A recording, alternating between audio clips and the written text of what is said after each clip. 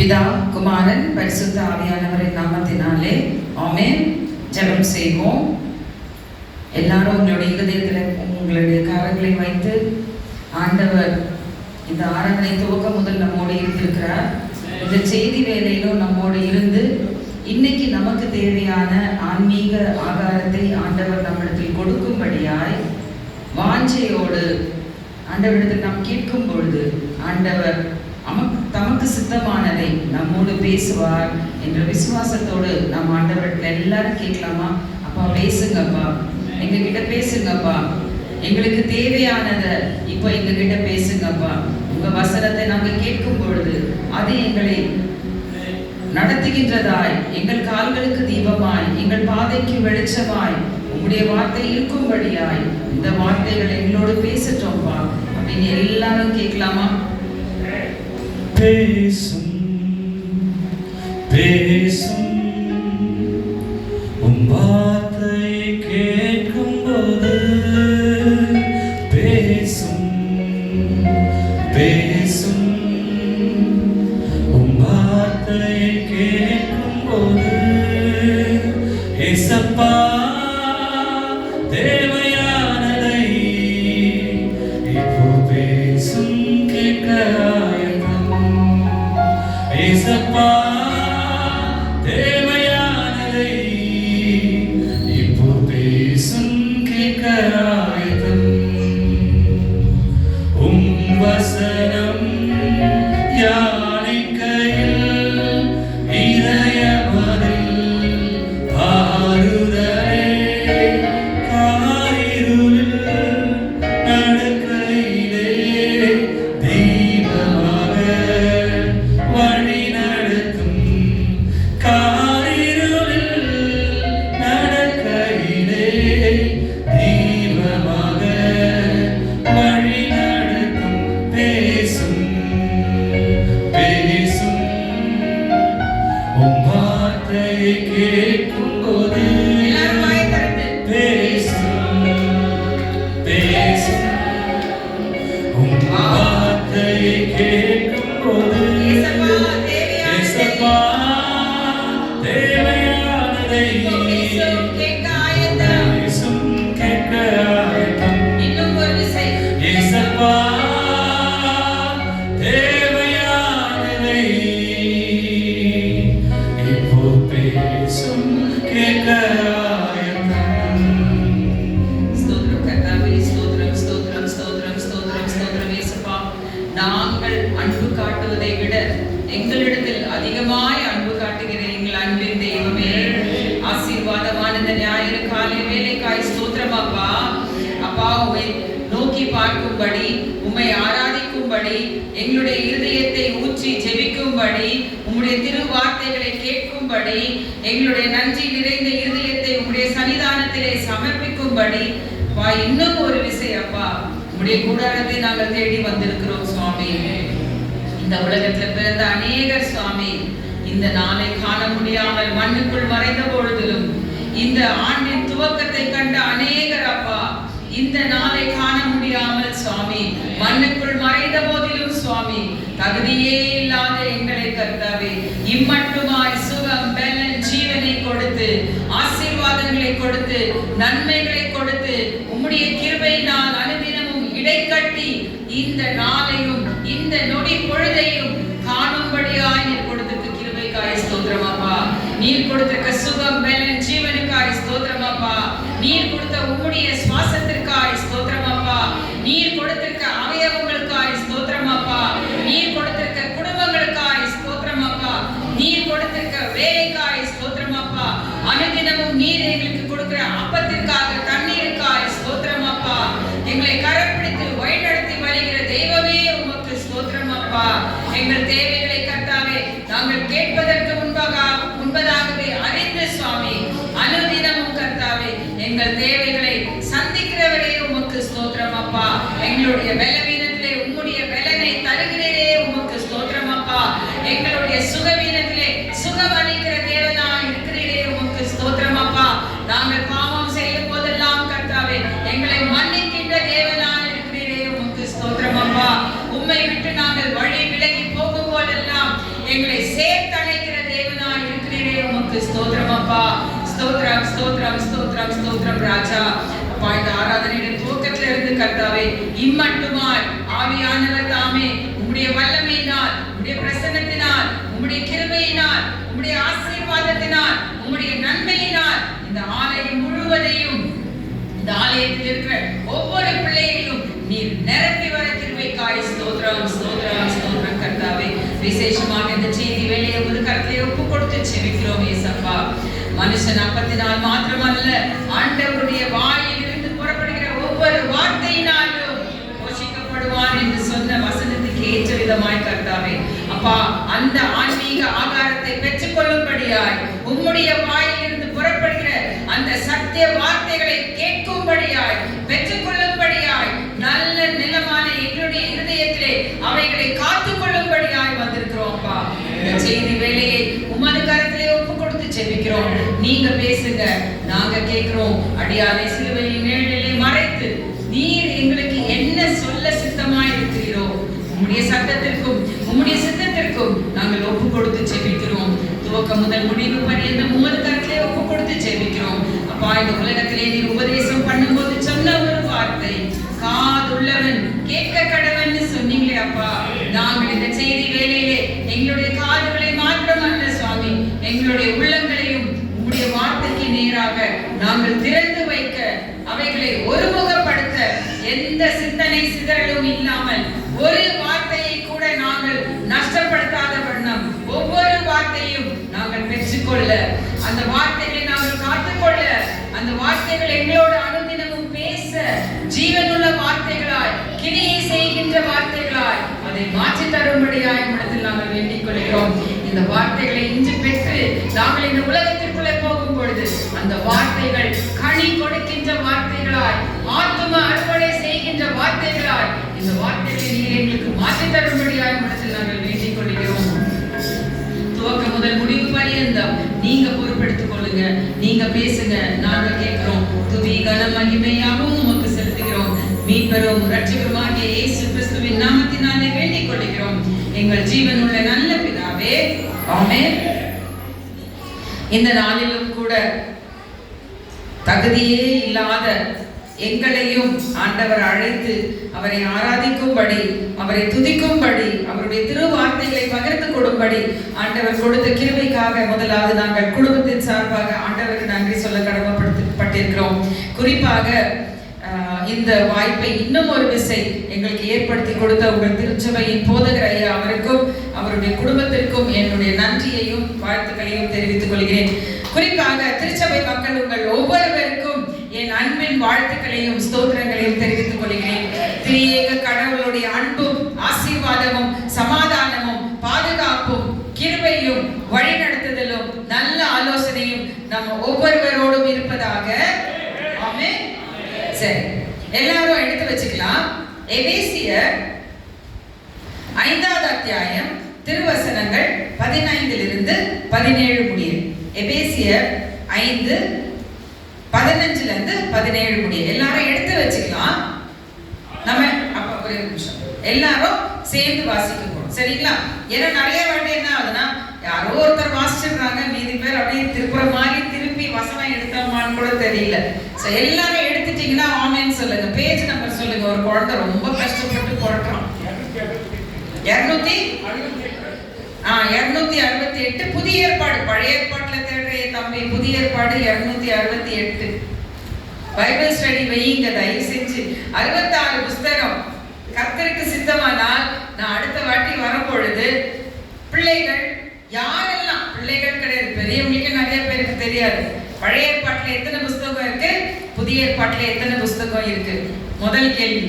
இரண்டாவது கேள்வி, பழைய ஏற்பாட்டுல இருக்கிற 39 புஸ்தகங்களையும் புதிய ஏற்பாட்டுல இருக்கிற 27 புஸ்தகங்களையும் இங்க பைஹாட்டா முன்னாடி நின்று சொல்ல, கர்த்தருக்காக சாட்சியாய் நிற்க தைரியம் உள்ளவர்கள் எத்தனை பேர் இந்த திருச்சபையில இருக்கிறாங்க அப்படின்னு நான் பார்க்க போறேன். ஐயா கூப்பிட மாட்டார்ல, நீங்க கேள்வி எல்லாம் கேட்பாங்க அப்படின்னு சொல்லிட்டு பரவாயில்ல. கர்த்தருக்கு சித்தமானால் தெரியணும். எந்த புக்கு எங்க இருக்குன்னு கூட நமக்கு தெரியலன்னு வச்சுக்கோங்களேன். இல்ல சயின்ஸ் கிளாஸ்க்கு மேத்ஸ் புக் எடுத்துன்னு போக முடியுமா? என்ன ஆகும்? சயின்ஸ் கிளாஸ்க்கு மேக்ஸ் புக் எடுத்து போனா மிஸ் என்ன பண்ணுவாங்க?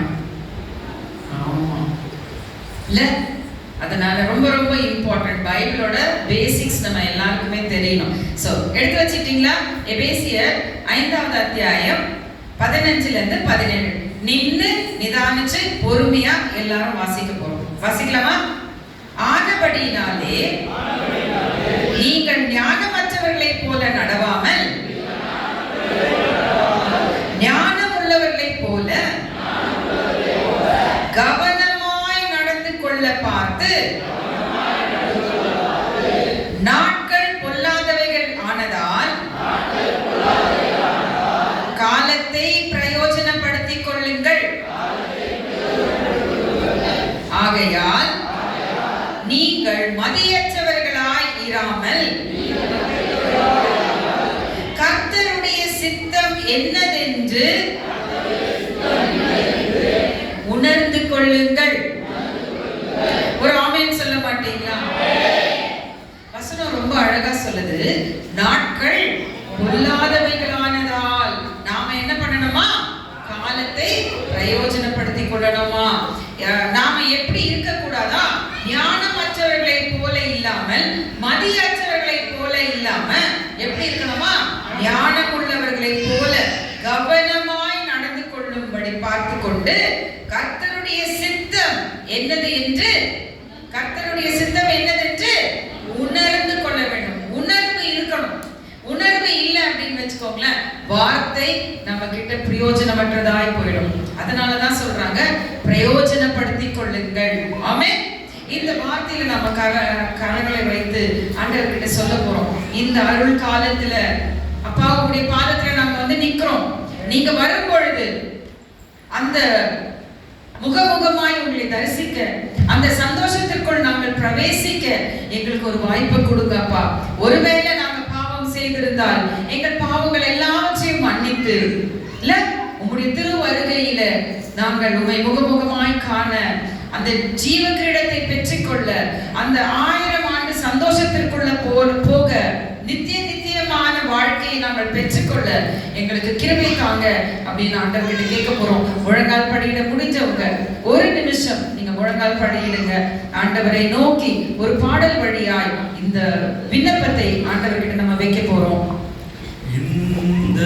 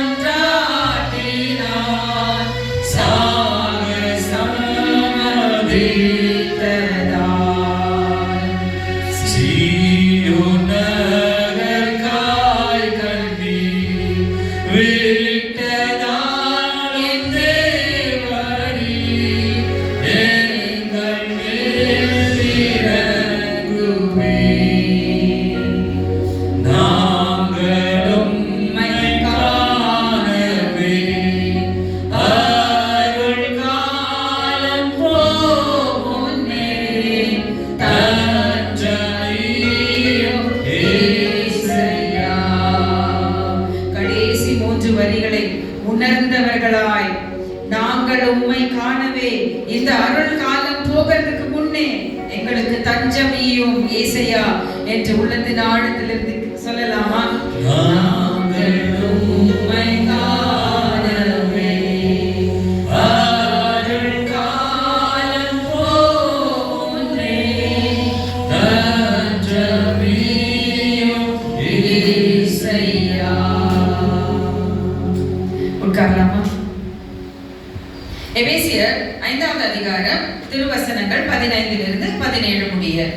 ஆனபடியாலே நீங்கள் ஞானமற்றவர்களைப் போல நடவாமல் ஞானமுள்ளவர்களைப் போல கவனமாய் நடந்து கொள்ள பார்த்து நாட்கள் பொல்லாதவைகள் ஆனதால் காலத்தை பிரயோஜனப்படுத்திக் கொள்ளுங்கள். ஆகையால் நீங்கள் மதியற்றவர்களாய் இராமல் கர்த்தருடைய சித்தம் என்னதென்று உணர்ந்து கொள்ளுங்கள். ஆமென். நாட்கள் பொல்லாதவைகள் ஆனதால் நாம் இன்னைக்கு எப்படிப்பட்ட நாட்களில் வாழ்ந்து கொண்டிருக்கிறோம்? பொல்லாத நாட்களில் வாழ்ந்து கொண்டிருக்கிறோம். பொல்லாத நாட்கள் அல்லது கொடிய நாட்கள் எப்படி இருக்குமா? வாசிக்கலாம். 2 தீமோத்தேயு 3வது அதிகாரம் திருவசனங்கள் 1 6 வரை.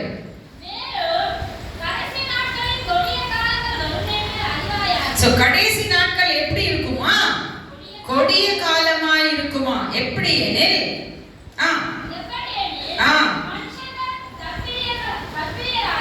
மனுஷர்கள் தற்பிரியராயும் பணப்பிரியராயும் வீம்புக்காரராயும் பணப்பிரியராயும் அகந்தை உள்ளவர்களாயும் தூஷிக்கிறவர்களாயும் தாய் தகப்பன்மார்க்கு கீழ்ப்படியாதவர்களாயும் நன்றி அறியாதவர்களாயும் பரிசுத்தம் இல்லாதவர்களாயும் சுபாவ அன்பில்லாதவர்களாயும் இணங்காதவர்களாயும் அவதூறு செய்கிறவர்களாயும் இச்சை அடக்கம் இல்லாதவர்களாயும் கொடுமை உள்ளவர்களாயும் நல்லோரை பகைக்கிறவர்களாயும் துரோகிகளாயும் துணிகரம் உள்ளவர்களாயும் இருமாப்பு உள்ளவர்களாயும் தேவ பிரியராய் இராமல் சுகபோக பிரியராயும் தேவ பக்தியின் வேஷத்தை தரித்து அதன் பலனை மறந்திருக்கிறாயும் இருப்பார்கள். இப்படிப்பட்டவர்களை நீ விட்டு விலகு. 6வது வசனம். பாவங்கள் நிறைந்து பற்பல இச்சைகளால் இழுப்புண்டு இருப்பார்கள். இன்னைக்கு நம்ம வாழ்ற வாழ்க்கை, இன்னைக்கு இருக்க உலகம் பொல்லாப்பு நிறைந்த ஒரு உலகமாய், கொடுமை நிறைந்த ஒரு உலகமாய், கொடிய நாட்களுக்குள்ள நம்ம வாழ்ந்துட்டு இருக்கோம். இந்த 5 வசனங்கள்ல கிட்டத்தட்ட ஒரு 20 விதமான மக்களை குறித்து, பாவிகளை குறித்து, ஆண்டவருக்கு பிரியமில்லாத காரியங்களை செய்கிறவர்களை குறித்து ஆண்டவர் இந்த இடத்துல ஒரு பட்டியலை கொடுக்கிறார். இந்த பட்டியல்ல நீங்க ஒவ்வொன்றையும் எடுத்து பாருங்களேன். இன்னைக்கு இருக்க காலகட்டத்துல இப்படிப்பட்டவர்கள் இருந்து கொண்டிருக்கிறார்கள். இச்சை, பற்பல இச்சைகளால் இழுப்புண்டவர்களாய். இன்னைக்கு உலகத்திலே இருக்க பெரிய பிரச்சனை என்ன? இச்சை. இச்சை அடக்கமே கிடையாது. இச்சை அடக்கத்தினால் அநேக பாவங்கள். 3வது வசனம் சொல்லுது, ஸ்வபாவ அன்பில்லாதவர்களாய். ஸ்வபாவ அன்புனா என்னங்க? பை நேச்சர் அவங்க சுபாவமே என்னவா? அன்பு. அப்படின்னு சொல்லும் பொழுது நமக்கு யார் ஞாபகத்துக்கு வருவாங்க? சுபாவ அன்பு. அன்புனாவே இவங்க தான். அப்படின்னா யாருங்க? Mother Teresa. ஆண்டவராகிய இயேசு கிறிஸ்து அவருக்கு கம்பேரிசனே கிடையாது. ஆனா உலகத்துல அன்புனா யாரோட அன்புக்கு ஈடு இணையே கிடையாது. அன்னை தெரேசா என்னமா? தாயோட அன்புக்கு ஈடு இணையே கிடையாது அப்படின்னு சொல்லுவாங்க இல்ல? ஒரு தாயோட அன்புக்கு இணையான அன்பே கிடையாது. ஆனா இன்னைக்கு நாம இருக்கிற உலகத்துல, இன்னைக்கு நாம இருக்கிற காலகட்டத்துல தாயோட அன்பு எப்படி இருக்கு? இப்பெல்லாம் வாட்ஸ்அப்ல, யூடியூப்ல ரொம்ப பிரபலமா இருக்கிற ஒருத்தர் யாருங்க? அது எந்த சேனலை திறந்தாலும் அவங்கதான். Very good. அதாவது அப்டேட்டடா இருக்கிறீங்க, தெரியணும் உலகத்துல என்ன நடக்குது அப்படின்னு நம்ம எல்லாருக்குமே தெரியணும். அவங்க பேர் என்ன? பிரியாணி அபிராமி. இல்ல, அவங்க ஏன் அவ்வளவு ஃபேமஸ் ஆனாங்க தெரியுமா? ஏன் அவ்வளவு ஃபேமஸ் ஆனாங்க? முதல் பிரச்சனை என்ன? இச்சை. இல்ல, ஒரு கல்யாணம் ஆகி 2 குழந்தைகள் இருந்த ஒரு தாய் 2017 பெரிய குழந்தைக்கு 7 வயசு, பையனுக்கு 7 வயசு, பொண்ணுக்கு 4 வயசு. பிரியாணினா ரொம்ப பிடிக்குமா, அதனால அவங்க பேர் பிரியாணி அபிராமி கிடையாது. அவங்க பக்கத்துல ஒரு நல்ல பிரியாணி கடை இருக்குமா, போய் பிரியாணி வாங்கி வாங்கி சாப்பிடுவாங்க. நாளடைவில் அவங்க ஹஸ்பண்ட் கிட்ட சொல்லிப்பா எனக்கு நடந்து போக கஷ்டமா இருக்கு, பிரியாணி ஹோம் டெலிவரி பண்ண சொன்னாங்க. ஸோ பிரியாணி வீட்டுக்கு வர ஆரம்பிச்சிருக்கு. இப்போ பிரியாணி கொண்டு வந்த அந்த தம்பி கேட்டாண்ட இருந்து அக்கா இந்த அக்கா பிரியாணி கொடுத்து ஒரு நாள் கேட்டை தாண்டி கதவு கிட்ட வந்து அக்கா இந்த அக்கா பிரியாணி பிரியாணி கொடுத்து படிப்படியா முன்னேறணும்ல வாழ்க்கையில. அவர் என்ன பண்ணாராம், கதவுல இருந்து உள்ள வந்துட்டாராம். அப்புறம் என்னாச்சு, பிரியாணி ஆர்டர் பண்ணலன்னா கூட தம்பி மட்டும் வந்துட்டு போவார். சோ ஒரு பிரியாணில ஆரம்பிச்ச அவங்க ஒரு வாழ்க்கை ஒரு இச்சைக்குள்ள போயிட்டு ஒரு வாட்டி என்ன பண்ணிட்டாங்கன்னா அவங்க கூட ஓடி போயிட்டாங்க. ஒரு தாயோட அன்பை பத்தி பேசிட்டு இருக்கேன் நான். என்னடா இவங்க வாட்ஸ்அப்ல இருக்க கதையை சொல்றாங்கன்றது கிடையாது. இன்னைக்கு எப்படிப்பட்ட காலத்துல நம்ம வாழ்ந்து கொண்டிருக்கிறோம். சுபாவ அன்பு இல்லாதவர்கள் பிள்ளைகளை விட்டுட்டு கணவனை விட்டுட்டு ஓடி போயிட்டாங்க அந்த பிரியாணி தம்பி கூட. அப்புறம் அவர் அவங்களை போய் எங்கேயோ கண்டுபிடிச்சு கூட்டிட்டு வந்துட்டாங்க. கூட்டிட்டு வந்து நம்ம பிள்ளைங்க இருக்காங்க, குடும்பம் இருக்கு, அது ஆனது ஆயிப்போச்சு, இனிமே இப்படி எல்லாம் பண்ணக்கூடாதுமா, வீட்டை பாரு, குழந்தைங்களை பாரு, 2 சின்ன குழந்தைங்க தாய் அன்பு இல்லாம எப்படி இருப்பாங்க அப்படின்னு பெரியவங்க எல்லாம் புத்தி சொல்லி அவங்களை கொண்டாந்து வீட்டுல விட்டாங்க. ஆனா இச்சை எப்படிப்பட்டது, ஒரு வாட்டி சாத்தாம போட்டான்னு வச்சுக்கோங்களேன், கண்டுபிடிச்சுட்டான்னு வச்சுக்கோங்களேன், நீங்க என்ன நினைச்சாலும் அவன் விட மாட்டான். ஆனா யாரால விடுதலை செய்ய முடியும், பாவம் செய்கிற எவனும் அந்த பாவத்திற்கு அடிமையாக இருக்கிறான். குமாரன் நினைச்சா மட்டும்தான் விடுதலை கொடுக்க முடியும்னு யோவான் 8:32-34 நம்ம வாசிக்கிறோம். ஆனா அவங்க ஆண்டவரை அறியாதவர்கள். ஆனா சாத்தானோட பிடியில இருந்தாங்க. திரும்பி வந்த பிறகும் இதே பிரச்சனை. ஒரு பக்கம் பிரியாணி பாய், இன்னொரு பக்கம் ஃபேமிலி. அவங்களால டிசைட் பண்ணவே முடியல. ஆனா அவங்க எந்த பக்கமா இழுக்கப்பட்டிருந்தாங்க, அதுதான் வசனம் சொல்லுது, பற்பல இச்சைகளால் இழுக்கப்பட்டு. அவங்க அந்த இச்சையினால் இழுக்கப்பட்டு என்ன பண்ணாங்க, 2 பேரும் உட்கார்ந்து பேசுறாங்க. என்ன பண்ணலாம், எங்க ஓடி போனாலும் திருப்பி இழுத்துட்டு வந்துடுறாங்க. காரணம் என்ன, ஏன் திருப்பி கூட்டு வந்துடுறாங்க, குழந்தைங்க இருக்குமா, குழந்தைங்களை பாருமா, குழந்தைங்களை பாருமான்னு சொல்றாங்க. அப்போ குழந்தைங்க இருந்தாதானே நம்மளை திருப்பி கூட்டிட்டு வருவாங்க. குழந்தைங்களை நம்ம என்ன பண்ணிடலாம், சொல்ல கூட பயமா இருக்கு. இல்ல நம்மளால சொல்ல முடியுமா அந்த வார்த்தை, என்னுடைய குழந்தைய கொலை பண்ணணும்னு சொல்லி பால்ல ஏதோ மாத்திரை எல்லாம் கலந்து 2 குழந்தைங்களுக்கும் கொடுத்துட்டு வீட்டுக்காரருக்கும் காய்ச்சி ரெடியா வச்சிருக்காங்க. ஏன்னா 3 பேரும் காலி ஆயிட்டா கம்ப்ளீட்டா ட்ராக் கிளீன் ஆயிடும்ல. அதனால அவருக்கு வந்து அன்னைக்கு பார்த்தா அவருக்கு நைட்டு ஒர்க் வச்சுட்டாங்க. அம்மா என்னால நைட்டு வர முடியலம்மா, நான் காலையில வந்துடுறேன், நீ சாப்பிட்டு குழந்தைங்களுக்கு சாப்பாடு கொடுத்துட்டு படுத்துருப்பான். அவர் எவ்வளவு நல்லவர் பாருங்க. அதனால இவங்க என்ன பண்ணாங்க, 2 குழந்தைங்களுக்கும் சாப்பாடு கொடுத்துட்டு நல்ல அம்மா, அதனால பாலும் கொடுத்துட்டு படுக்க வச்சுட்டாங்க. நைட்டு 11 மணிக்கு ஃபோன் பண்றாரு. யாரு, பிரியாணி பிரதர். என்ன எல்லாம் கொடுத்துட்டியா, கொடுத்துட்டேன், அந்த வாய்ஸ் ரெக்கார்ட்லாம் போட்டிருக்காங்க பாருங்க, ஆனா இன்னும் சாவலன்னு நினைக்கிறேன், தூங்குற மாதிரி இருக்குது, சாவலியா, ஏய் என்ன எப்படி சொல்ற கேட்குறாரு. அப்புறம் அவங்க ஒரு ஐடியா பண்றாங்க, சின்ன குழந்தை அதனால அவ்வளோ ஹெவி டோஸ் எடுக்க முடியாம குழந்தை இறந்து போச்சு. பையனை மேலே ஏறி உட்கார்ந்து கழுத்தை நெரிச்சு அந்த குழந்தைய கொலை பண்ணிட்டு ஃபோன் பண்றாங்க. எல்லாம் முடிஞ்சிச்சு, ஓடி போயிடலாமா, நீ கோயம்பேடுக்கு போ, நான் அங்க வரேன், நம்ம ஓடி போயிடலாம். அடுத்த நாள் காலையில ஹஸ்பண்ட் டியூட்டில இருந்து வந்து பாக்குறாரு, என்னடா வீடெல்லாம் சாத்திருக்கு, பக்கத்து தெருவில் அம்மா வீடு, அந்த பொண்ணோட அம்மா வீடு. அங்க போய் அத்தை இங்க வந்தாங்களா, இல்லையப்பா வரவே இல்லையப்பா. திருப்பி வீட்டுக்குள்ள வந்து பார்த்தா கதவு டைட்டா சாத்திருக்கு. தள்ளி பார்த்தா 2 குழந்தைகளும் வாயில ஃபுல்லா நுர தொல்லி. யோசிச்சு பாருங்க அந்த குடும்பத்தோட நிலைமை. காரணம் என்ன, ஸ்வபாவ அன்பு. ஒரு தாயினுடைய ஸ்வபாவமே அன்பு இல்ல.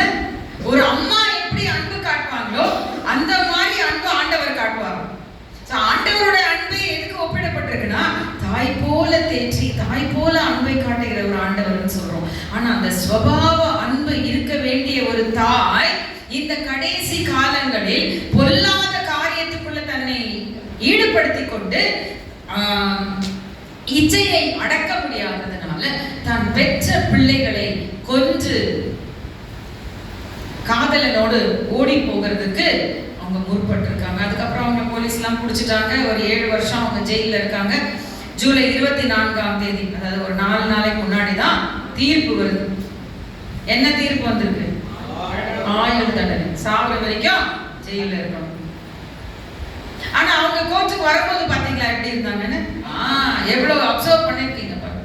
7 வருஷம் ஜெயில இருந்த ஒரு பொண்ணு குழந்தைங்களை கொன்றாச்சு, கணவனும் இல்ல, தனியா ஜெயில இருக்க. நீ எப்படி இருக்கணும்?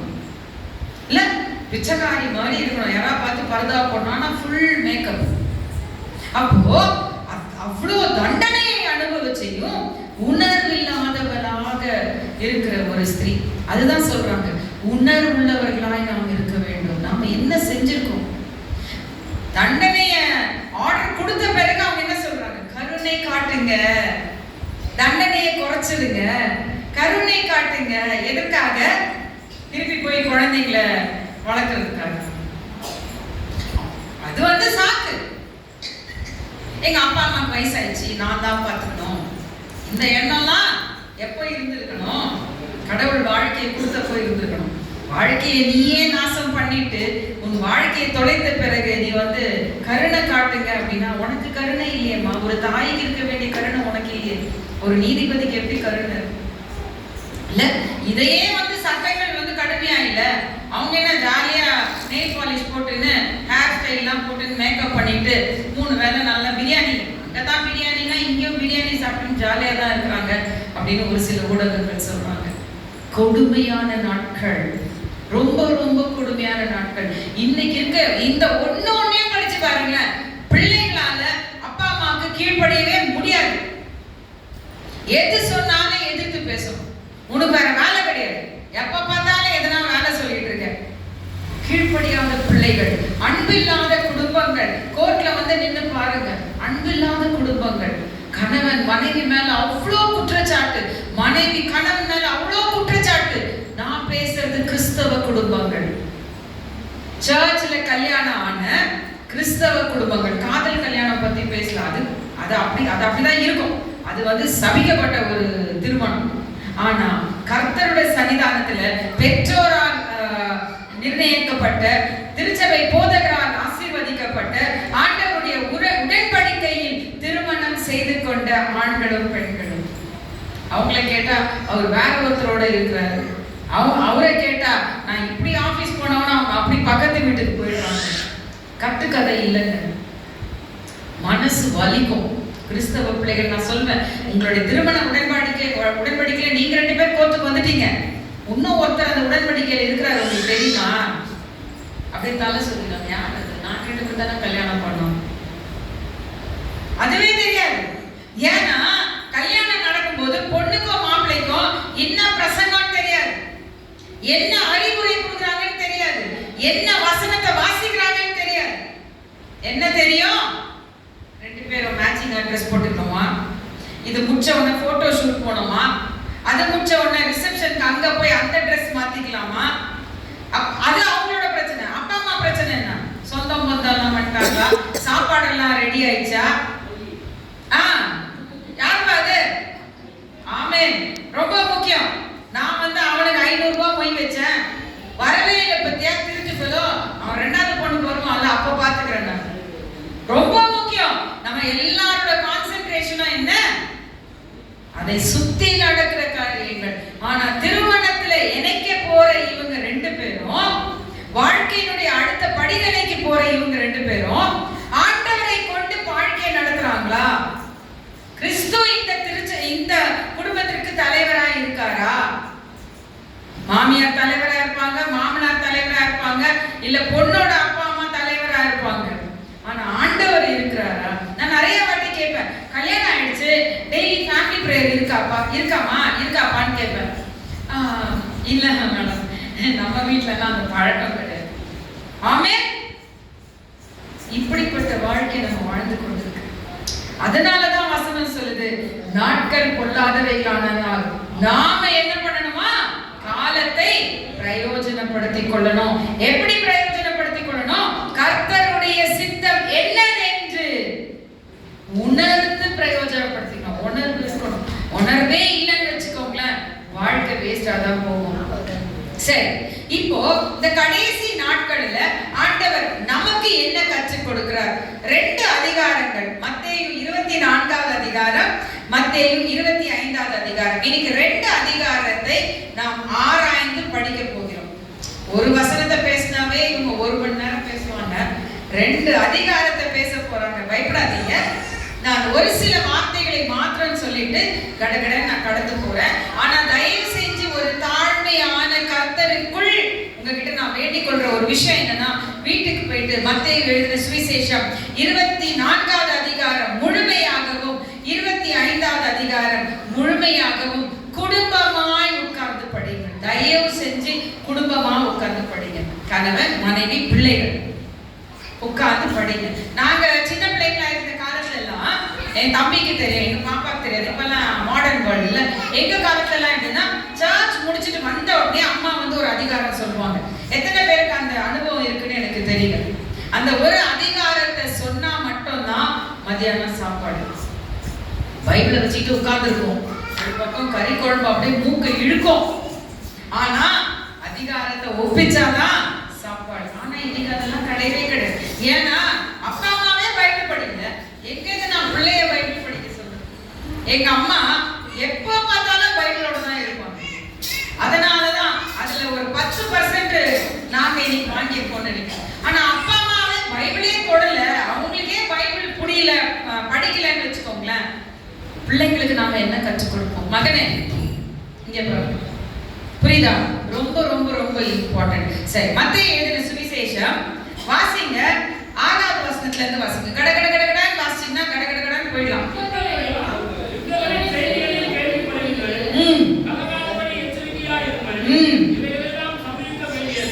ஆனாலும் முடிவு உடனே வராது.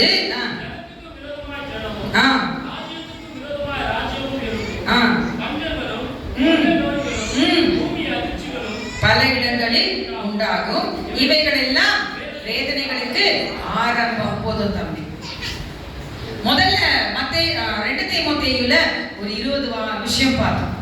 அது எல்லாமே இன்னைக்கு நடந்து கொண்டிருக்கிறது. ஆமென். இந்த மத்தேயு எழுதின சுவிசேஷம் 26வது அதிகாரத்துல யுத்தங்களும் யுத்தங்களின் செய்திகளையும் கேட்பீர்கள். கேட்கிறோமா? யுத்தங்களும் யுத்தங்களின் செய்தியும் நாம் கேட்டுக்கொண்டிருக்கிறோமா? எங்கெல்லாம் யுத்தம் நடக்குதுங்க?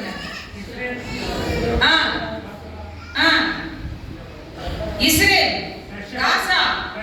கொஞ்ச நாளைக்கு முன்னாடி இந்தியா பாகிஸ்தானுக்குள்ள ஒரு யுத்தம் ஏற்பட்டிருக்கும். அப்படியே வந்துட்டு அப்படியே போயிருக்காரு. திருப்பி அது அப்படியே டார்மெண்டா இருக்கு. திடீர்னு எப்ப வேணா வெடிக்கும். எல்லா இடத்துலயும் யுத்தங்களின் செய்திகள். ராஜ்யத்துக்கு விரோதமா ராஜ்யமும், ஜனத்துக்கு விரோதமாய் ஜனமும் எழும்புவார்கள். ஜனத்துக்கு விரோதமாய் ஜனம்னா என்னங்க?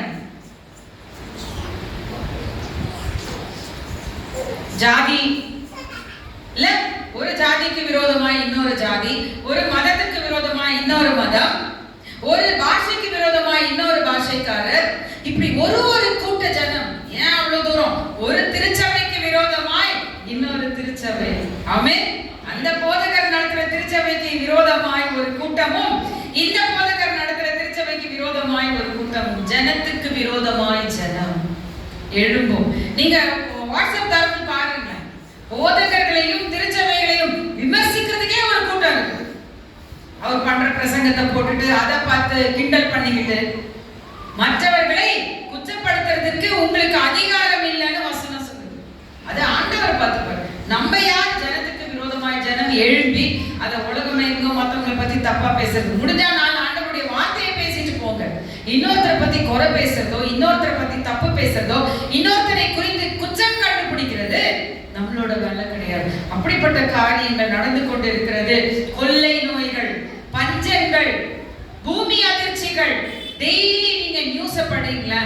இது எல்லாமே உங்களால அனுதினமும் பார்க்க முடியும். இப்போ இது எல்லாமே என்னன்னா ஆண்டவருடைய வருகை சமீபமா இருக்கிறது என்று அர்த்தம். 33வது வசனம் அப்படியே வாசிங்க. ஒரே நிமிஷம், 14 ஃபர்ஸ்ட் வாசிங்க. ராஜ்யத்தினுடைய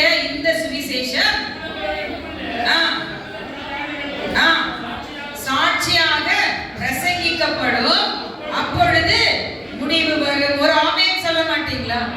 இந்த காரியத்தை குறித்து பிரசங்கம் பண்ண ஆரம்பிக்கிறோம் அப்படின்னா அதுக்கு அர்த்தம் என்னங்க? முடிவு சமீபமாய் இருக்கிறது. 33வது ஒரு வசனம் வாசிங்க. அப்படியே இவைகளெல்லாம் நீங்கள் காணும்போது அவர் சமீபமாய் வாசலுக்கு வந்திருக்கிறார் என்று அறியுங்கள். ஆமென். அப்படியே இவைகளை எல்லாம் நீங்கள் காணும் பொழுது, கேட்கும் பொழுது ஆண்டவர் சமீபமாய் வாசல் அருகே வந்திருக்கிறார் என்று அறியுங்கள், உணருங்கள் என்று வசனம் சொல்லுது. இது எல்லாம் நீங்க கேட்கும் பொழுது, இப்படிப்பட்ட காரியங்கள் இந்த உலகத்துல நடக்குதுன்னு நீங்க பார்க்கும் பொழுது, ஐயோ இப்படி அநியாயம் பண்றாங்களே, அக்கிரமம் பண்றாங்களே, இது பண்றாங்களே, அது பண்றாங்களேன்றது ஒரு பக்கம் இருந்தாலும், இதெல்லாம் நடக்கும் போது நமக்கு என்ன தெரியணுமா? அவர் வாசல் அருகே வந்து நிற்கிறார். ஆண்டவர் வாசல் அருகே வந்துட்டாரு. உள்ள வர்றதுக்கு தான் தாமதம். அவர் உள்ள வந்துட்டாருன்னா நாம எல்லாம் நியாயாசனத்துக்கு முன்பாக நிற்க வேண்டும். 37 இருந்து 39 வசனம். 36 ஃபர்ஸ்ட் வசனம். அந்த நாளையும் அந்த நாளிகையும் எல்லா ஒருவர் தவிர மற்றொருவரும் அறியார். ஒருவருக்குள்ள பிரிவுகளும் அறியார்கள். போதும்பா. அந்த நாளையும் அந்த நாழிகையையும் யாருக்குமே தெரியாது. வாசலுக்கு வந்துட்டாரு. வாசல்ல இருந்து எப்போ உள்ள வருவார், போ என்ற கட்டளை வந்த உடனே அவர் உள்ள வரப்போறாரு. வாசல்ல நிக்கிறாரு. அதை நீங்க புரிஞ்சுக்கிட்டு நம்ம என்ன பண்ணணுமா? உணர்வுள்ளவர்களா இருக்கணுமா? அந்த நாளிகைனா என்னங்க? நாள்னா நமக்கு தெரியும். திங்கட்கிழமை, புதன்கிழமை, செவ்வாய்க்கிழமை இதெல்லாம் நாட்கள். நாளிகைனா நொடி. அந்த நொடி நமக்கு தெரியாது. சாயங்காலம் வருவாரு, மத்தியானம் வருவாரு, அப்படிலாம் கிடையாது. இந்த செகண்ட் ஒரு வேலை நின்று டப்புன்னு உள்ள வர்றாரு. ஆமென். சோ அந்த நாழிகை கூட தெரியாது. எந்த நிமிஷம், எந்த நொடி வேணாலும் அவர் வருவாராம். சொல்லிட்டு ஒரு விஷயத்தை சொல்றாங்க. இன்னைக்கு இருக்க காலம் எப்படி இருக்குமா? தொடர்ந்து வாசிங்கப்பா. அந்த நாளையும் நோவாவின் காலத்தில் எப்படி நடந்ததோ, நோவாவின் காலத்தில் எப்படி நடந்ததோ அப்படியே மனுஷகுமாரன் காலத்திலும் நடக்கும். சத்தமா ஒரு ஆமென் சொல்ல மாட்டீங்களா? நோவாவின் காலத்துல என்ன நடந்தது? தொடர்ந்து வாசிங்கப்பா. எப்படி எனில், ஜலப்பிரயாணத்துக்கு முன்னான காலத்திலே நோவா பேழைக்குள் பிரவேசிக்கும் நாள் வரைக்கும் ஜனங்கள் புசித்தும் குடித்தும் பெண் கொண்டும் பெண் கொடுத்தும் ஜலப்பிரயாணம் வந்து அனைவரையும் மாறிக்கொண்டு போகும் மட்டும் உணராதிருந்தார்கள். அப்படியே மனுஷகுமாரன் வரும் காலத்திலும் நடக்கும். ஆமென். நோவாவோட காலத்துல பாவம் பெருகின போது ஆண்டவர் நோவா கிட்ட சொல்றாரு, ஒரு பேழையை உண்டு பண்ணி அந்த பேழைக்குள்ள எல்லாரும் உள்ள போகணும்னு சொல்றாரு. இப்போ நோவா அந்த பேழையை கட்டும் பொழுது எல்லார்கிட்டையும் சொல்லியிருப்பாரு. எல்லாம் கேட்டிருப்பாங்க. திடீர்னு ஒருத்தர் ரோட்ல பெருசா ஒரு கன்ஸ்ட்ரக்ஷன் பண்றாருன்னா என்னப்பா இதுன்னு கேட்கும்போது, இல்ல ஆண்டவர் உலகத்தை அழிக்க போறாராம், அதனால இந்த பேழையை கட்டி மழை வரப்போதான், 40 நாள் இரவும் பகலும் இதுக்குள்ள போயிட்டு அதுல வந்து பாதுகாப்பா இருக்க சொல்றாரு அப்படின்னு சொல்லும் போது ஜனங்கள்லாம் அவரை பார்த்து சிரிச்சிருப்பாங்க. பைத்தியக்காரன், மழை வருமா, எல்லாத்தையும் அழிச்சிருமா, இவர் போட்டுக்குள்ள போய் பூந்துப்பாரா அப்படின்னு சொல்லி எல்லாம் கிண்டல் பண்ணிருப்பாங்க. காரணம் என்ன? ரொம்ப அழகா சொல்றாங்க பாருங்க. ஜலப்பிரளயம் வந்து அனைவரையும் வாரிக்கொள்ள போகும் மட்டும் உணராதிருந்தார்கள். ஏன்னா அவர் அந்த பேழையை கட்டுறதுக்கே எவ்வளவு வருஷம் ஆச்சுங்க? ரொம்ப வருஷமா அவர் அந்த பேழையை கட்டுறாரு. அத்தனை வருஷம் அவர் சொல்லி சொல்லி சொல்லி கூட ஜனங்கள் உணராதிருந்தார்கள். அவங்க என்ன பண்ணிட்டு இருந்தாங்களா? புசித்தும் குடித்தும் பெண் கொண்டும் பெண் கொடுத்தும் ஜாலியா இருந்தாங்களாம். அதுக்கப்புறம் ஜலப்பிரளயம் வந்து எல்லாரையும் மாறி கொண்டு போன பிறகுதான் கத்தி கத்தி கதவை தட்டி தட்டினா கதவு அடைக்கப்பட்டது. நீங்க எவ்வளவு பிரயாசப்பட்டாலும் உள்ள போக முடியாது. 44வது வசனம். இந்த காரியத்தை எல்லாத்தையும் ஆண்டவர் சொல்லிட்டு நமக்கு ஒரு காரியத்தை இன்னைக்கு சொல்றாரு. என்ன சொல்றாரு? நீங்கள் நினையாத நாளிலே மனுஷகுமாரன் வருவார். ஆதலால் நீங்களும் ஆயத்தமாயிருங்கள். சத்தமா ஒரு ஆமென் சொல்ல மாட்டீங்க? அவர் எப்ப வருவாருன்னு தெரியாது. ஆனா அவர் வரும் பொழுது அருள் காலம் கிடையாது, கிருபையின் காலம் கிடையாது, ரட்சிப்பின்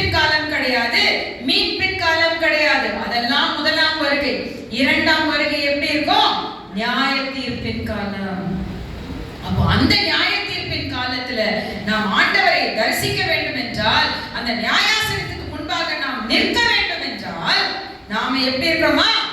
ஆயத்தமாயிருங்கள், ஆயத்தமாயிருங்கள் என்று சொல்லி மத்தேயு எழுதின சுவிசேஷம் 25வது அதிகாரத்துல 3 உவமைகளை குறித்து ஆண்டவர் பேசுறாரு. அந்த 3 உவமைகள் நம்ம எல்லாருக்குமே தெரிஞ்ச விஷயம்தான்.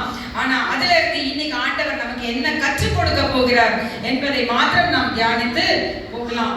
முதலாவது மத்தேயு எழுதின சுவிசேஷம் 25வது அத்தியாயம் திருவசனங்கள் 1லிருந்து 13 வரைக்கும் நம்ம வாசிக்கும் பொழுது ஒரு உவமையை சொல்றாரு. எதை பற்றின உவமை? ஆமா, புத்தி உள்ள கன்னிகைகள், புத்தி இல்லாத கன்னிகைகள். அந்த கன்னிகைகள் மொத்தம் 10 பேர் இருக்காங்க. 5 பேர் புத்தி உள்ளவர்கள், 5 பேர் புத்தி இல்லாதவர்கள். அவங்க எல்லா கையிலும் என்ன இருந்ததுங்க? தீவெட்டி இருந்தது. அவங்க எல்லாருடைய தீவெட்டியிலே என்ன இருந்தது? எண்ணெய் இருந்தது இல்ல? ஆனா எல்லாமே ரெடியா தானே இருந்தாங்க. அப்போ என்ன பிரச்சனை, ஏன் இப்படி ஆச்சு அப்படின்னு நம்ம பார்க்கும் பொழுது 10வது வசனம்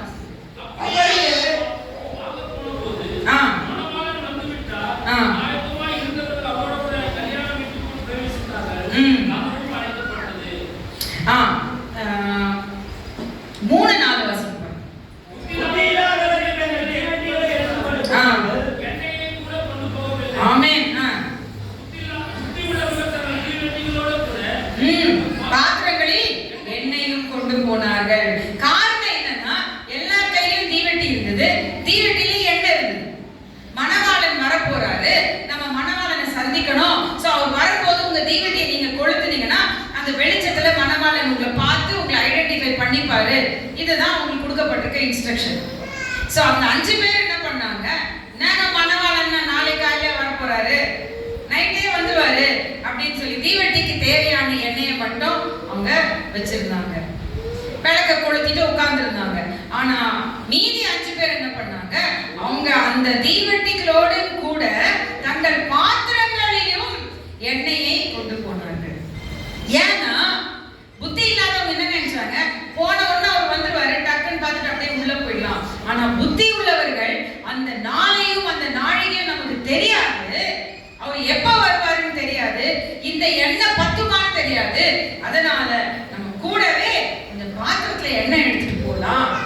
சப்போஸ் இந்த தீவெட்டில இருக்க எண்ணெய் தீர்ந்து போச்சுன்னா நாம என்ன பண்றது அப்படின்னு சொல்லிட்டு புத்தியோட கூட தங்கள் தீவெட்டிகளில் இருந்த எண்ணெயோட கூட பாத்திரங்களிலும் எண்ணெய்களை கொண்டு போனாங்களாம். அதுக்கப்புறம் பாத்தீங்கன்னா அப்பொழுது அந்த கன்னிகைகள் எல்லாரும் எழுந்து 6 வாசிங்க. நடுராத்திரியிலே இதோ மணவாளன் வருகிறார், அவருக்கு எதிர்கொண்டு போக புறப்படுங்கள் என்ற சத்தம் உண்டாயிற்று. அப்பொழுது கடவுளை ஏற்றி அவங்களுடைய தீவெட்டிகளை ஆயத்தப்படுத்தினார்கள். புத்தி இல்லாதவர்கள் புத்தி உள்ளவர்களை நோக்கி, உங்கள் எண்ணெய் எங்களுக்கு கொஞ்சம் கொடுங்கள், எங்கள் தீவெட்டிகள் அணைந்து போகிறதே என்றார்கள். புத்தி உள்ளவங்க என்ன சொல்றாங்க? நாங்க கொண்டு வந்த எண்ணெய் எங்களுக்கு தான் போதும், உங்களுக்கும் கொடுத்தா உங்களுக்கும் பத்தாது, எனக்கும் பத்தாது, அதனால நீங்க கடையில போய் வாங்கிக்கோங்க அப்படின்னு சொல்றாங்க. அப்புறம் அவங்க குடுகுடுன்னு கடைக்கு வாங்க போறாங்க. 10வது வசனம் வாசிங்க. அப்படியே அவர்கள் வாங்க போன போது மணவாளன் வந்து விட்டார். ஆயத்தமாய் இருந்தவர்கள் அவரோட கூட கல்யாண வீட்டுக்குள் பிரவேசித்தார்கள். கதவும் அடைக்கப்பட்டது. ஆமென். அவங்க வாங்க போன கேப்ல யார் வந்ததுங்க? மணவாளன் வந்துட்டாரு.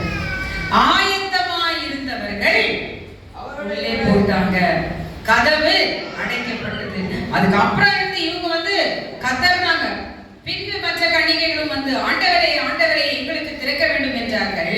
அதற்கு ஆண்டவர், உங்களை அறியேன் என்று மெய்யாகவே உங்களுக்கு சொல்றேன். அப்போ வெளிச்சம், ஆண்டவர் வரும்போது 5 பேர் கையில வெளிச்சம் இருந்தது. வெளிச்சமாய் இருந்த கன்னிகைகளை ஆண்டவர் அந்த சந்தோஷத்திற்குள் ஏற்றுக்கொண்டார். வெளிச்சம் இல்லாத, எண்ணெய் இல்லாத, பிரகாசம் இல்லாத அந்த கன்னிகைகள் அங்கே விடப்பட்டார்கள் அப்படின்னு நம்ம பார்க்கிறோம். அப்போ வெளிச்சம் அப்படின்னா வேதாகமத்துல வெளிச்சம் எதை குறிக்கிறது? வெளிச்சம் எதை குறிக்கிறது? என்னமா? என்ன என்னாச்சு? வெளிச்சத்தின் பிள்ளைகள் இருளின் பிள்ளைகள் வாசிக்கிறோமா இல்ல? நீங்கள் வெளிச்சத்தின் பிள்ளைகளாய் இருக்க வேண்டும். காரணம் என்ன? வெளிச்சத்தின் பிள்ளைகள் எப்படி நடக்கிற பிள்ளைகளாய் இருக்கிறார்கள்? பரிசுத்தமாய் நடக்கின்ற பிள்ளைகள். தப்பு பண்றவங்க எங்க தப்பு பண்ணுவாங்க? இருள்ல தப்பு பண்ணுவாங்க. ஆனா வெளிச்சத்தின் பிள்ளைகள் பரிசுத்தமாய் ஆண்டவருக்கு ஏற்று. என்ன ஆச்சு? எல்லாரும் நடக்கிறீங்க. டேய் தாத்தா, உனக்கு என்ன இடுபலிங்களா? இங்க போற வந்து உட்கார். இது ஒரு ஃபேஷன் இல்ல. அப்படியே பிரசங்க ஆரம்பிச்சுட்டா எல்லாரும் நடக்கணும். வாக்கிங். சரி, வெளிச்சம் என்றால் எதற்கு ஒப்பாய் இருக்கிறது? நீதியாய் வாழ்வதற்கு, பரிசுத்தமாய் வாழ்வதற்கு ஒப்பாய் இருக்கிறது. நீதிமொழிகள் 4:18 இப்படியாக சொல்லுகிறது, நீதிமான்களுடைய பாதை நடுப்பகல் வரைக்கும் அதிகமாய் பிரகாசிக்கிற சூரிய பிரகாசம் போல இருக்கிறது. சூரியன்ல இருந்து வர்றது என்னங்க? இருளா வெளிச்சமா? அந்த வெளிச்சம் எது போல இருக்கா? நீதிமான்களுடைய பாதையை போல இருக்கிறதா.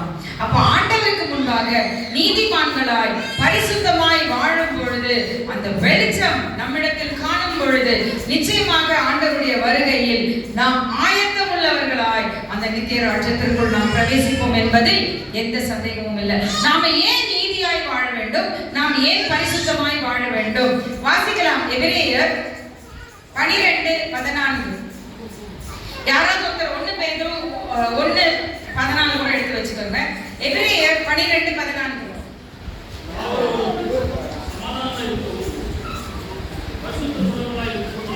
பரிசுத்தமாய் இருக்கவும் நாடுங்கள், பரிசுத்தம் இல்லாமல் ஒருவரும் கர்த்தரை தரிசிக்க முடியாது. நான் ஆண்டவரை முகமுகமாய் தரிசிக்க வேண்டும் என்றால் என்கிட்ட என்ன குவாலிஃபிகேஷன் இருக்கணும்? என்ன எலிஜிபிலிட்டி இருக்கணும்? பரிசுத்தம். இப்ப வாசிங்க 1 பேதுரு 1:14, 14, 15, 16.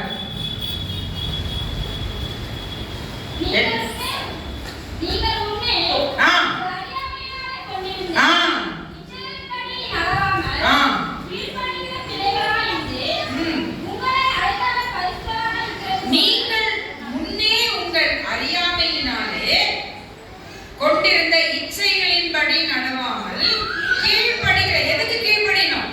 உலகத்தின் இச்சையின்படி நடவாமல் ஆண்டவருக்கு கீழ்ப்படிகிற பிள்ளைகளாய் இருந்து உங்களை பரிசுத்தராய் இருக்கிறது போல நாம எப்படி இருக்கணுமா? நம்ம நடக்கைகள் எல்லாவற்றிலேயும் பரிசுத்தமாய் இருக்க வேண்டும். நான் பரிசுத்தர்னா யாரு? ஆண்டவர் பரிசுத்தர், நாமும் பரிசுத்தராய் இருக்க வேண்டும் என்று எழுதி இருக்கிறது. ஒரு ஆமென் சொல்ல மாட்டீங்க? இப்ப நமக்கெல்லாம் பரிசுத்தமாய் இருக்கணும்னு ஆசையா இல்லையா? ஆண்டவரை முகமுகமா பார்க்கணும்னு ஆசையா இல்லையா? கதவை அடைக்கிறதுக்கு முன்னாடி டபால்னு உள்ள குச்சிட்டோம்னு ஆசையா இல்லையா? ஆனா நம்மளால பரிசுத்தமா வாழ முடியுதா? பரிசுத்தமா வாழணும்னு ஆசை, ஆனா பரிசுத்தமா வாழ்வது ரொம்ப கடினமான ஒரு விஷயம். காரணம் என்ன? நம்ம வாழ்ந்து கொண்டிருக்க உலகம் எப்படிப்பட்ட உலகம்?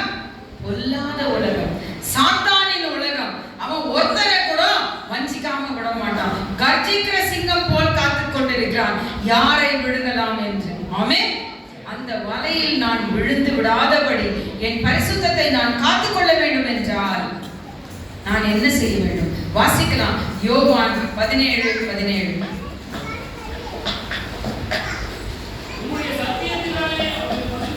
ஆமா, சத்தமா ஒரு ஆமென் சொல்ல மாட்டீங்களா? உம்முடைய சத்தியத்தினாலே ஜனங்களை பரிசுத்தமாக்கும், உம்முடைய வசனமே சத்தியம். வசனம் இல்லைன்னு வச்சுக்கோங்களேன், வாழ்க்கையே இல்லைன்னு. வசனம் இல்லைன்னு வச்சுக்கோங்களேன், நம்மளால பரிசுத்தமா வாழவே முடியாதுங்க. வசனம் இல்லைன்னு வச்சுக்கோங்களேன், சாத்தானோட பிள்ளைகளா நாம வாழ்வோங்க. அதனாலதான் சங்கீதக்காரன் சொல்றாரு, இரவும் பகலும் அவருடைய வேதத்தில் தியானமாய் இருக்க வேண்டும் என்று.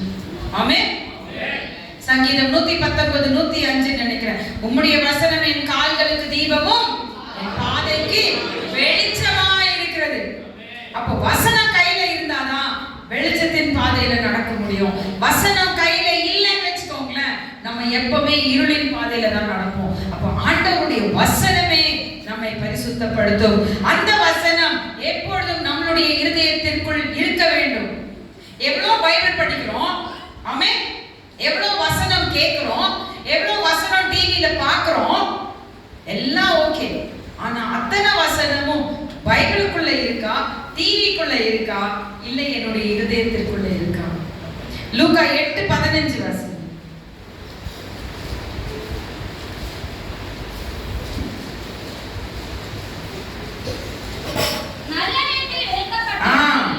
நல்ல நிலத்தில் விதைக்கப்பட்டவர்கள் வசனத்தை கேட்டு அதை உண்மையும் நன்மையுமான இருதயத்தில் காத்து பொறுமையோட பலன் கொடுக்கிறவர்களாக இருக்கிறார்கள். ஆமென். அப்போ நாம் நல்ல நிலமான இருதயத்தை வைத்திருக்கிறோமா, இல்ல இந்த நிலத்துல தப்பான விஷயங்களை நாம விதைத்திருக்கிறோமா? நல்ல நிலமான இருதயமா இருந்தால் எப்படி இருக்கணுமா? வசனத்தை முதல் கேட்கணும், அத ரெண்டாவது என்ன பண்ணணும்? இருதயத்தில் காத்து கொள்ள வேண்டும். மூன்றாவது என்ன செய்யணும்? பொறுமையோட பலன் கொடுக்கிறவர்களாக இருக்க வேண்டும். பொறுமையோடு நம்ம பலன் கொடுக்கிறோம்னு வச்சுக்கோங்களேன், அப்பதான் அந்த வசனம் நமக்குள்ள கிரியை செய்யும். ஏதோ சொன்னாங்க, பிரசங்கம் முடிச்ச பிறகு கேளுங்க, சூப்பரா இருந்தது, அநியாயங்க, தெரிக்க விட்டுட்டீங்க இல்ல. அந்த லூக்கா 8ல 4 விதமான நிலங்களை பத்தி சொல்றாரு. முதல்ல எங்க விழுது? வழி அருகே விழுது. அப்படியே கேட்டு சமஜாலி, ஆனா வாசலை தாண்டின உடனே வசனம் இங்கே விழுந்து போகுது. ரெண்டாவது கற்பாறையின் மேல விழுது, அப்படியே இறங்குற மாதிரி இருக்குது, ஆனா சூரியன் அதெல்லாம் கஷ்டம்லாம் வந்துச்சுன்னா மறந்து போகுது. மூணாவது முள் உள்ள இடங்கள்ல வசனம் உள்ள வச்சிருக்கேன், ஆனா எனக்கு நெருக்கடிகள், பாடுகள், கஷ்டங்கள் வரும்போது நான் வசனம் ஒரு பிரயோஜனம் கிடையாதுன்னு சொல்லிட்டு போறோம். ஆனா நல்ல நிலத்துல விழுகிற வசனம் அதை கேட்டு நன்மையும் உண்மையுமான இருதயத்திலே காத்துக்கொண்டு அனுதினமும் பொறுமையோடு பலன் கொடுக்கிறவர்களாக இருக்க வேண்டும். சத்தமா ஒரு ஆமென் சொல்லுங்க. எனக்கு அன்பான தெய்வ ஜனமே, இன்னைக்கு ஆண்டவர் நமக்கு சொல்ற முதல் தகுதி, ஆண்டவரை நாம் முகமுகமாக தரிசிக்க வேண்டும் என்றால் நாம் எப்படி ஆயத்தப்பட வேண்டும்? நம்மளுடைய தீவட்டிகளில் பரிசுத்தம் என்னும் வெளிச்சம் நம்முடைய கையில இருக்கணும் என்று ஆண்டவர் நம்ம கிட்ட சொல்றாரு. ரெண்டாவது ஒரு உவமையை சொல்றாரு. அதே மத்தேயு சுவிசேஷம் 25வது அத்தியாயம் 14ல இருந்து 30 வரைக்கும் ரெண்டாவது ஒரு உவமையை சொல்றாரு. இந்த உவமை எதை குறித்து பேசிக் கொண்டிருக்கிறது? தாலந்துகளை குறித்து பேசுகிறது. தாலந்துகள்னா என்னமா? டேலண்ட். ஓகே, டேலண்ட்னா என்னங்க? திறமை. Very good. ஏன்னா தாலந்து அப்படின்னு சொன்னா நமக்கு நிறைய வாட்டி புரியாது. 5 தாலந்தை 10 ஆக்கினான்னா நமக்கு சின்ன வயசுல சொல்லி கொடுக்கும்போது 5 ரூபாவை 10 ரூபாய் ஆக்கினா, 2 ரூபாவை 4 ரூபாய் ஆக்கினா, இந்த மாதிரி சொல்லி கொடுத்துருக்காங்க. ஆனா தாலந்து அப்படின்னா 15வது வசனம் வாசிங்க. அவனவனுடைய திறமைக்கு தக்கதாக. அப்ப எனக்கு எவ்வளவு திறமை இருக்கோ அவ்வளவு தாலந்தை ஆண்டவர் கொடுத்திருக்காரு. ஒரு சிலருக்கு எவ்வளவு கொடுத்திருக்காரா? 5 கொடுத்திருக்காராம். ஒரு சிலருக்கு எவ்வளவு கொடுத்திருக்காராம்? 2 கொடுத்திருக்காராம். ஒரு சிலருக்கு எவ்வளவு கொடுத்திருக்காராம்? 1 தாலந்து கொடுத்திருக்காராம். எனக்கு ஒண்ணே தான் கொடுத்துட்டாரு, அவங்களுக்கு மட்டும் 5 கொடுத்துட்டாருன்னு பொறாமப்பட வேண்டிய அவசியமே கிடையாது. நமக்கு என்ன முடியும்னு ஆண்டவருக்கு தான் தெரியும். சிலர் என்ன சொல்லுவாங்க, ஒன்னே ஒண்ணு வச்சு ஜாலியா இருக்கிறான், நான் மட்டும் 5 வச்சுன்னு பாடுறதா தெரியல, பைபிள் படிக்கிறதா தெரியல, வர்ஷிப் பண்றதா தெரியல, பிரசங்கம் பண்றதா தெரியல. அப்படி கிடையாது. நமக்கு என்ன திறமையோ அந்த திறமைக்கு தக்கதாக தான் ஆண்டவர் நமக்கு தாளந்துகளை கொடுத்திருக்கிறார். வாசிக்கலாம். இந்த 5 தாளந்து கொடுத்தவர் என்ன பண்ணாருங்க? 5 தாளந்தை வாங்கினவன் போய் அவைகளை இல்ல எனக்கு நீங்க வாசிக்க வேண்டாம். 5 தாளந்து வாங்கினவர் என்ன பண்ணாரு? அத 10 ஆக்கினார். 2 தாளந்து வாங்கினவர் என்ன பண்ணாரு? 4 ஆக்கினார். 1 தாளந்து வாங்கினவர் என்ன பண்ணாரு? ஒளிச்சு வச்சுக்கிட்டார். ஆமென். எஜமான் திருப்பி வராரு, கணக்கு கேட்கிறாரு. ஒரு பொருளை கொடுத்துட்டு போனா கணக்கு கேட்பாங்களா கேட்க மாட்டாங்களா? கணக்கு கேட்கிறாரு. அப்போ 5 தாளந்து வச்சவர் சொல்றாரு, ஐயா நீங்க எனக்கு 5 தாளந்து கொடுத்தீங்க, நான் அதை கொண்டு போயிட்டு 10ஆக மாத்தினேன். அப்போ அவர் சொல்றாரு 21வது வசனம்.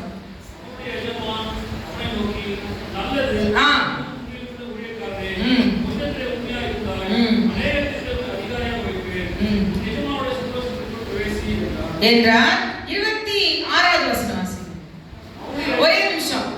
5 தாலந்தை 10 ஆக்கினவர் 2 தாலந்தை 4 ஆக்கினவருக்கு கொடுக்கப்பட்ட அடையாளம் என்னது? உண்மையும் உத்தமமுமான ஊழியக்காரனே. கொஞ்சத்தில் உண்மையாயிருந்தால் அநேகத்தின் மேல் உன்னை அதிகாரியாய் வைப்பேன். ஒரு தாளந்தை ஒளித்து வைத்து புதைத்து வைத்தவனுக்கு அவருடைய எஜமான் சொல்லுகின்ற வார்த்தையை கேளுங்கள். ஒல்லாதவனும் சோம்பலுமான ஊழியக்காரனே,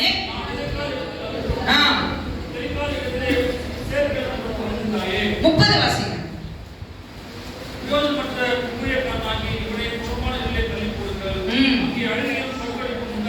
ஆமென். 2 விதம். கொடுத்த தாளந்துகளை, கொடுத்த ஊழியத்தை, கொடுத்த திறமைகளை ஆண்டவருக்கு என்று அதை அவங்க எவ்வளவு மல்டிப்ளை பண்ணிருக்காங்களோ, எவ்வளவு பெருக்கிருக்காங்களோ, அவங்க என்ன சொல்றாரு? உண்மையும் உத்தமமான ஊழியக்காரனே, ராஜாவின் சந்தோஷத்திற்குள் வந்து பிரவேசி. ஆனா கொடுத்த தாளந்தை ஒண்ணுமே பண்ணாம அதை ஒளிச்சு புதைச்சு வச்சவனை பார்த்து சொல்றாரு, சோம்பேறியும் பொல்லாதவனுமான ஊழியக்காரனே. அவனை என்ன பண்ணணுமா? அவனை எடுத்துட்டு போயிட்டு புறம்பான இருளிலே தள்ளி போடுங்க, இங்கே அழுகையும் வற்கடிப்பும் உண்டாயிருக்கும். எனக்கு அன்பான தெய்வ ஜனமே, இன்னைக்கு ஆண்டவர் நம்ம எல்லாருக்குமே ஒரு திறமையை கொடுத்திருக்காரு, ஒரு நோக்கத்தை வச்சிருக்காரு. ஆனா அந்த நோக்கத்தை நான் செய்து கொண்டிருக்கிறேனா? பிள்ளைங்களை படி படி படி படி படி எவ்வளவு தூரம் வேணா கொண்டு போறோம். ஆனா ஆண்டவருக்கு என்று நாம் பிள்ளைகளை எந்த அளவுக்கு வளர்த்திருக்கோம்? பிள்ளை நல்லா டிராப் பண்ணாலா, பக்கத்து ஸ்கூல் காம்படிஷனுக்கு போ, ஸ்டேட் லெவல் காம்படிஷனுக்கு போ. பிள்ளை நல்லா ஸ்போர்ட்ஸ்ல இருக்காளா, நீ அங்க போ, டிஸ்ட்ரிக்ட் லெவல் போ, நேஷனல் லெவல் ஸ்போர்ட்ஸ் போ.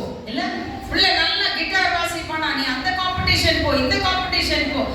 கிட்டார் வாசிப்பியா, பரவாயில்ல, கிட்டாரை வீட்டுல வச்சுட்டு பட்டு தூங்குன்னு சொல்லவே மாட்டோம். ஊக்கப்படுத்தி ஊக்கப்படுத்தி பிள்ளைகளோட அந்த திறமையை உலக பிரகாரமா நம்மளால எவ்வளோ வளர்க்க முடியுமோ வளர்க்கிறோம். ஆனா என் பிள்ளைக்கு பைபிள் படிக்க தெரியும். ஆலயத்துல போய் முன்னாடி நின்று பைபிள் படி. பைபிள் படிக்கிறியா? பைபிள் ஸ்டடி எடு, அதை மற்றவங்களுக்கு சொல்லு. பாட்டு பாடுறியா? எந்திரிச்சு நின்று வர்ஷிப் பண்ணு. ஆமென். எத்தனை வாட்டி நம்ம அதை பண்ணணும்? பைபிள் படிக்க யாராச்சும் பைபிள் படிக்க சொன்னா அப்படி கும்பல்ல போகுதான் எல்லாம் படிக்கும். முன்னாடி வந்து படிக்க சொன்னா எத்தனை வாலிப பிள்ளைகள், எத்தனை பிள்ளைகள் முன்னாடி வந்து நின்று படிப்பீங்க? கை தூக்குங்க. கை தூக்கணும் படிப்பான்னு தெரியல. அண்ணமாரெல்லாம் நம்ம போய் கை தூக்குறாங்க, சந்தோஷம். பிள்ளைகள் கடைசி நாட்கள் புக்கு இவ்வளோ 10 புக்கு 20 புக்கு கழுத மாதிரி சுமந்துட்டு ஸ்கூலுக்கு போறோம். இல்ல எல்லா புக்கையும் படிப்போம். ஏன்னா அதுல 100 எடுக்கணும், இதுல 100 எடுக்கணும், அதுல 100 எடுக்கணும். பைபிள்ல எவ்வளவு மார்க்? புதிய ஏற்பாடு பழைய ஏற்பாடு எப்படி இருக்குன்னு கூட தெரியாது. எபேசியர் வந்து புதிய ஏற்பாடா பழைய ஏற்பாடான்னு கூட தெரியாது. ஆமென். யோசிச்சு பாருங்க. உலக பிரகாரமான காரியங்களிலே நம்மளுடைய திறமைகளை நாம் எப்படி பிரயோஜனப்படுத்தி கொண்டிருக்கிறோம். ஆனா ஆண்டவர் கொடுத்த தாளந்துகளை 1 நாளாகமம் 29:14 நினைக்கிறேன், உமது கரத்திலே வாங்கி உமக்கு கொடுக்கிறோம். அப்ப ஆண்டவரிடத்தில் திறமைகளை பெற்றனா அதை யாருக்காக கொடுத்து கொண்டிருக்கிறோம்? ஆண்டவருக்காகவா உலகத்திற்காகவா? ரொம்ப ரொம்ப யோசிக்க வேண்டிய ஒரு விஷயம். நீதிமொழிகள் 22:19 சொல்லுது, தன் வேலையில் ஜாக்கிரதையாய் இருக்கிறவன் நீசருக்கு முன்பாக நிற்காமல் ராஜாக்களுக்கு முன்பாக நிற்பான். ஆமென். ஆண்டவர் நமக்கு கொடுத்த எல்லா திறமைகளுக்கும், ஆண்டவர் நமக்கு கொடுத்திருக்க எல்லா ஆசீர்வாதங்களுக்கும் ஆண்டவருடைய 2ஆம் வருகையில் கணக்கு ஒப்புவிக்க வேண்டும் என்று ரோமர் 14:12 சொல்லுது. நம்மில் ஒவ்வொருவனும் தன்னை குறித்து தேவனுக்கு கணக்கு ஒப்புவிக்க வேண்டும். ஒரு ஆமென் சொல்ல மாட்டீங்களா? ஆமென்னா என்ன அர்த்தம்? அப்படியே ஆக கடவுதுன்னா என்ன அர்த்தம்? ஆண்டவருக்கு கணக்கு ஒப்புவிக்க வேண்டிய இடத்துல நாம எல்லாம் இருக்கோம். எனக்கு பைபிள் படிக்க தெரியுமா? பைபிள் படிங்க. பைபிள் படிக்க தெரியலையா? ஜெபம் பண்ணுங்க. ஜெபம் பண்ண தெரியலையா? பாட்டு பாடுங்க. பாட்டு பாட தெரியலையா? வர்ஷிப் பண்ணுங்க. வர்ஷிப் பண்ண தெரியலையா? கை தட்டுங்க, அல்லேலூயா சொல்லுங்க. ஆமென் அல்லேலூயா எல்லாரும் சொல்ல முடியுமா? கை எல்லாராலும் தட்ட முடியுமா? செய்யுங்க. என்ன ஆண்டவர் நமக்கு கொடுத்திருக்கிறாரோ, என்னால என்ன முடியுமோ அதுதான் ஆண்டவர் சொல்றார். இந்த கொஞ்சத்துல நீ உண்மையா இருக்க, உனக்கு பைபிள் படிக்க தெரியாது, உனக்கு ராகம் தெரியாது, உன்னால பாட்டை வந்து பார்த்து படிக்க முடியாது, கை தட்டு. அந்த உணர்வு இருக்குல்ல, கொஞ்சத்தில் உண்மையா இருந்தால். உங்க சர்ச்சுக்கு வருவார் சத்யதாஸ் அப்பு பாஸ்டர்னு சொல்லிட்டு, ஆட்டோ ஓட்டுறவர், குடிப்பாரு, படிப்பறிவு கிடையாது, ஏதோ 8வது என்னமோ படிச்சிருக்காருன்னு நினைக்கிறேன். அதுக்கப்புறம் ஆட்டோ ஓட்டினா உங்களுக்கு என்ன படிப்பு ஞானம்? ஆனா அவர் ஒரு வாட்டி வைராக்கியமாய் எங்க பாப்பா கிட்ட சொன்னார் அந்த விஷயத்த. பைபிள் எப்படிமா ரெகுலரா படிப்பியா அப்படின்னு கேட்டதுக்கு அவளே கவனிக்கல, அவ குழந்தைங்களை வேடிக்கை பார்த்துருக்க. சரியா? அவர் கேட்டார், பைபிள் படிப்பியாமா அப்படின்னு கேட்டார். படிப்பாங்க அங்கிள். எத்தனை வாட்டி படிச்சு முடிச்சிருக்கேன்னு கேட்டார். தலை சொல்லிட. அவர் சொன்னாரு, நான் 25 நாள்ல முழங்கால நின்று பைபிள் வாசிச்சேன். அப்போ 8வது படிச்சு ஃபெயில் ஆன நானே 25 நாள்ல ஒரு பைபிளை படிக்க முடியும்னா, டாக்டருக்கு படிச்சிருக்க நீ எத்தனை நாள்ல படிச்சு முடிக்கணும்னு கேட்டேன். டாக்டர் படிக்கிறதுக்கு எவ்வளவு பெரிய பெரிய புக்கு படிச்சிருக்கோமா, அது எல்லாத்தோட கம்பேர் பண்ணும்போது இது ரொம்ப சின்ன புக்கு தான். ஆனா டாக்டர்ஸோட புக்கெல்லாம் பார்த்துட்டீங்களா, இதை விட 3 மடங்கு பெருசா இருக்கும். உன்னால அது படிக்க முடியும்னா இதை படிக்கிறது உனக்கு ஏமாற்றம் கேட்கும். புரியுதுங்களா? வசனம் பிள்ளைகளுக்கு ரொம்ப ரொம்ப ரொம்ப முக்கியம். தாளந்துகள் பிள்ளைகளுக்கு ரொம்ப ரொம்ப முக்கியம். தாளந்துனா இப்ப நம்ம வந்து தெய்வீக பாஷையில சொல்லணும்னாக்கா ஊழியம், கை தட்டுறது ஒரு ஊழியம், பாட்டு பாடுறது ஒரு ஊழியம், பைபிள் வாசிக்கிறது ஒரு ஊழியம், வர்ஷிப் பண்றது ஒரு ஊழியம். யாருக்குன்னா உடம்பு சரியில்லை, ஆஸ்பத்திரியில இருக்காங்க, அவங்க கிட்ட போய் அவங்க பார்த்து விசாரிக்கிறது ஒரு ஊழியம். ஆண்டவர் நமக்கு திறமைக்கு ஏற்ற மாதிரி ஊழியத்தை கொடுத்திருக்கிறார். ஆனா அந்த ஊழியத்தை நாம புதைச்சு வச்சிருக்கோம். எனக்கு வெக்கமா இருக்குது, என்னால முடியாது, இந்த வாட்டி நீ போ, அடுத்த வாட்டி நீ போ, அடுத்த வாட்டி நீ போன்னு உட்கார்ந்துருந்தோம்னு வச்சுக்கோங்களேன். மத்தேயு 7:21-22 வாசி. பரலோகத்தில் இருக்கிற என் பிதாவின் சித்தத்தின்படி செய்கிறவனே அல்லாமல் செய்கிறவனே செய்கிறவனே என்னை நோக்கி கர்த்தாவே கர்த்தாவேன்னு கூப்பிடுறவங்க கர்த்தாவே கர்த்தாவே உமது நாமத்தினாலே தீர்க்கதரிசனம் உரைத்தோம் அல்லவா, உமது நாமத்தினாலே பிசாசுகளை துரத்தினோம் அல்லவா, உமது நாமத்தினாலே அநேக அற்புதங்களை செய்தோம் அல்லவா என்பார்கள். அப்பொழுது நான் ஒரு காலம் உங்களை அறியவில்லை, அக்கிரமம் செய்யக்காரரே என்னை விட்டு அகன்று போங்கள் என்று அவருக்கு சொல்லுவேன். ஆமென். அவர் என்ன சொல்றாரு? ஜனங்க சொல்றாங்க, நாங்க வந்து தீர்க்க தரிசனம் உரைத்தோம் அல்லவா, நாங்கள் வந்து பிசாசுகளை துரத்தினோம் அல்லவா, நாங்கள் அநேக அற்புதங்களை செஞ்சோம் இல்லையா உங்க பேர்ல தானே சொல்லி. அப்படிதான் நிறைய பேர் இன்னைக்கு செய்யறாங்க, ஆண்டவருடைய நாமத்தை சொல்லி அநேக அற்புதங்களை தீர்க்க தரிசனங்களா சொல்றோம். ஆனா அவர் என்ன சொல்றாரு? இந்த மாதிரி பண்ணவங்களை பார்த்து அவர் என்ன சொல்றாரு? அக்கிரம செய்கைக்காரரே சொல்றாரு. என்னடா இது? அவருக்குன்னு அற்புதங்களை செய்து, அவருக்குன்னு தீர்க்க தரிசனங்களை உரைத்து, அவருக்குன்னு பிசாசுகளை துரத்தினவர்களை பார்த்து சொல்றாரு அக்கிரம செய்கைக்காரரை. காரணம் என்ன? 21வது வசனத்துல அதான் சொல்றாரு, என் பிதாவின் சித்தத்தின்படி நீங்க செஞ்சா மட்டும்தான் நீங்க உள்ள வர முடியும், இல்லாட்டி உள்ள வர முடியாது. நான் உங்களை ஒரு காலம் அறியேன் அப்படின்னு சொல்றாரு.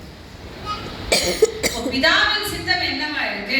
இன்னைக்கு அற்புதம் செய்யறாங்க, அடையாளம் செய்யறாங்க, தீர்க்க தரிசனம் சொல்றாங்க அப்படின்னா எப்படி இருக்கிறாங்க அவங்க? தீர்க்க தரிசனத்தை பெற்றுக்கொண்டவர்கள், அற்புதங்களை பெற்றுக்கொண்டவர்கள் அப்படியேதான் இருக்கிறாங்க. ஆனா உரைத்தவர்கள் இன்னைக்கு எப்படி இருக்காங்க? எப்படி இருக்காங்க? பணத்துல கொழுத்து இருக்காங்க. ஏன்னா ஜனங்கள் அறியாமையில அங்க கொண்டு காணிக்க மாறி வீசினாங்க. ஆனா ஆண்டவராகிய இயேசு கிறிஸ்து இந்த உலகத்துல ஊழியம் செய்த போது, அவருடைய சீஷர்கள் இந்த உலகத்துல ஊழியம் செய்த போது, எனக்கு ஒரு கார் எடுத்துன்னு வந்து கொடுத்துருங்க, என்னால ஊரா சுத்த முடியாது அப்படின்னு யாருமே செய்யல.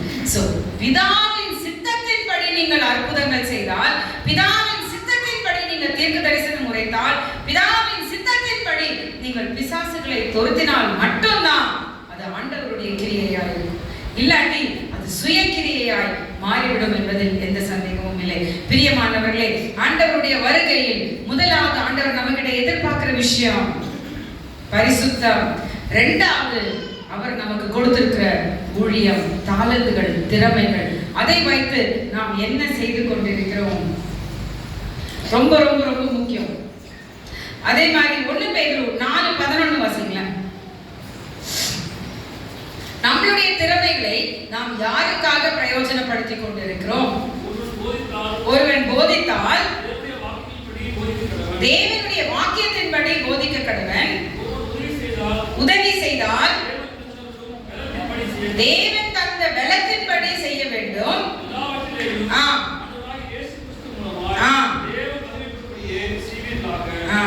அவருக்கு மகிமையும் வல்லமையும் சதா காலங்களிலும் உண்டாவதாக. ஒரு ஆமென் சொல்ல மாட்டீங்களா? சோ நான் இந்த உலகத்துல எது செஞ்சாலும் நான் நின்னு பேசுறேன். இந்த திறமை எனக்கு கொடுத்தது யாரு? அப்போ ஆண்டவர் எனக்கு திறமை கொடுத்தாருன்னா நான் யாருக்காக நின்னு பேசணும்? இன்னைக்கு நிறைய பேர் அரசியல் கட்சிகளுக்காக, அரசியல் தலைவர்களுக்காக இல்ல நின்னு மேடையில ஏறி பேசுறாங்க. ஆனா பேர் என்னன்னு பாருங்களேன், எல்லாம் கிறிஸ்டியன் நேமா இருக்கும். ஜேம்ஸ், ஆண்ட்ரூஸ், மர்சி, இந்த மாதிரி பேர் இருக்கும். ஆனா அவங்க யாருக்கு ஊழியம் செய்து கொண்டிருக்கிறாங்க? உலகத்தானுக்கு. ஆனா ஆண்டவர் கொடுத்த ஊழியத்தை ஆண்டவருக்கென்று நாம் பிரயோஜனப்படுத்திக் கொள்ளும் பொழுது நிச்சயமாக பிதா மகிமைப்படுவார் என்பதில் எந்த சந்தேகமும் இல்லை. வீட்டுல ஒரு மரத்தை நட்டு வச்சிருக்கோம். கனிகளை குறித்து ஆல்ரெடி நம்ம சர்ச்ல ஒரு வாட்டி எடுத்திருக்கேன்னு நினைக்கிறேன். வீட்டுல ஒரு மரம் நட்டு வச்சிருக்கோம்னு வச்சுக்கோங்களேன், மாமரம். அந்த மரத்தை எதுக்காக நம்ம நட்டு வச்சிருக்கோம்? வீட்டுல நிறைய இடம் இருக்கு, சும்மா ஒரு மாமரம் வைக்கணும்னு வைப்போமா? எதுக்காக வைப்போம்? கனி கொடுக்கறதுக்காக வைப்போம் இல்லையா? அதனாலதான் யோவான் 15:8 சொல்றார், நீங்கள் மிகுந்த கனிகள் கொடுப்பதினால் என் பிதா மகிமைப்படுவார், எனக்கும் சீஷராய் இருப்பீர்கள். அப்போ ஒரு மரத்தையே நாம் இந்த உலகத்துல நடும் பொழுது ஒரு நோக்கத்தோடு நடுவோம் என்றால் ஆண்டவர் நம்மளை இந்த உலகத்திலே மரங்களாக நட்டு வச்சிருக்கார். எதற்காக? அவருக்கென்று கனி கொடுப்பதற்காக. ஒரு ஆமென் சொல்ல மாட்டீங்களா? இந்த அத்தி மரத்தினுடைய ஓமை நம்ம எல்லாருக்குமே தெரியும். லூக்கா 13வது அதிகாரம் திருவசனங்கள் 6-9 வரைக்கும் நம்ம வாசிக்கும் பொழுது ஒரு அத்தி மரம் இருக்கு. வாசிக்கலாமா? லூக்கா 13:6.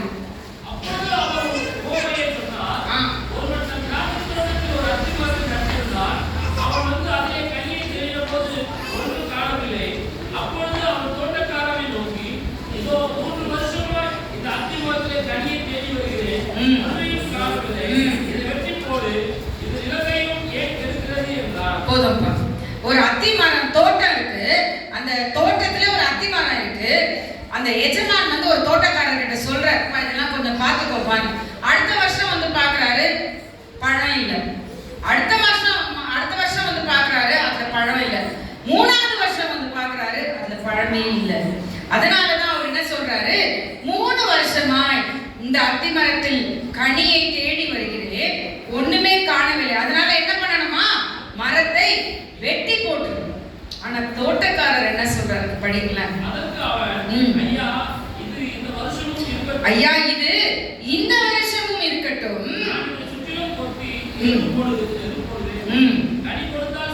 கொடாவிட்டால் வெட்டி போடலாம் என்று சொன்னார். சத்தமா ஒரு ஆமென் சொல்ல மாட்டேன். பிதா சொல்றாரு, இந்த பிள்ளையை இந்த உலகத்துல நான் எதுக்கு வச்சேன்னா, நான் கொடுத்த திறமைகளை எனக்காக பிரயோஜனப்படுத்தும்படியாக, கனி கொடுக்கும்படியாக இந்த பிள்ளையை நான் ஏற்படுத்தினேன். ஆனா இந்த பிள்ளை கனியே கொடுக்க மாட்டேங்கிறான். இந்த பிள்ளை கனியே கொடுக்க மாட்டேங்கிறான். 1 வருஷம் பார்க்கிறேன், 2 வருஷம் பார்க்கிறேன், 3 வருஷம் பார்க்கிறேன், அப்படியே தான் இருக்கா.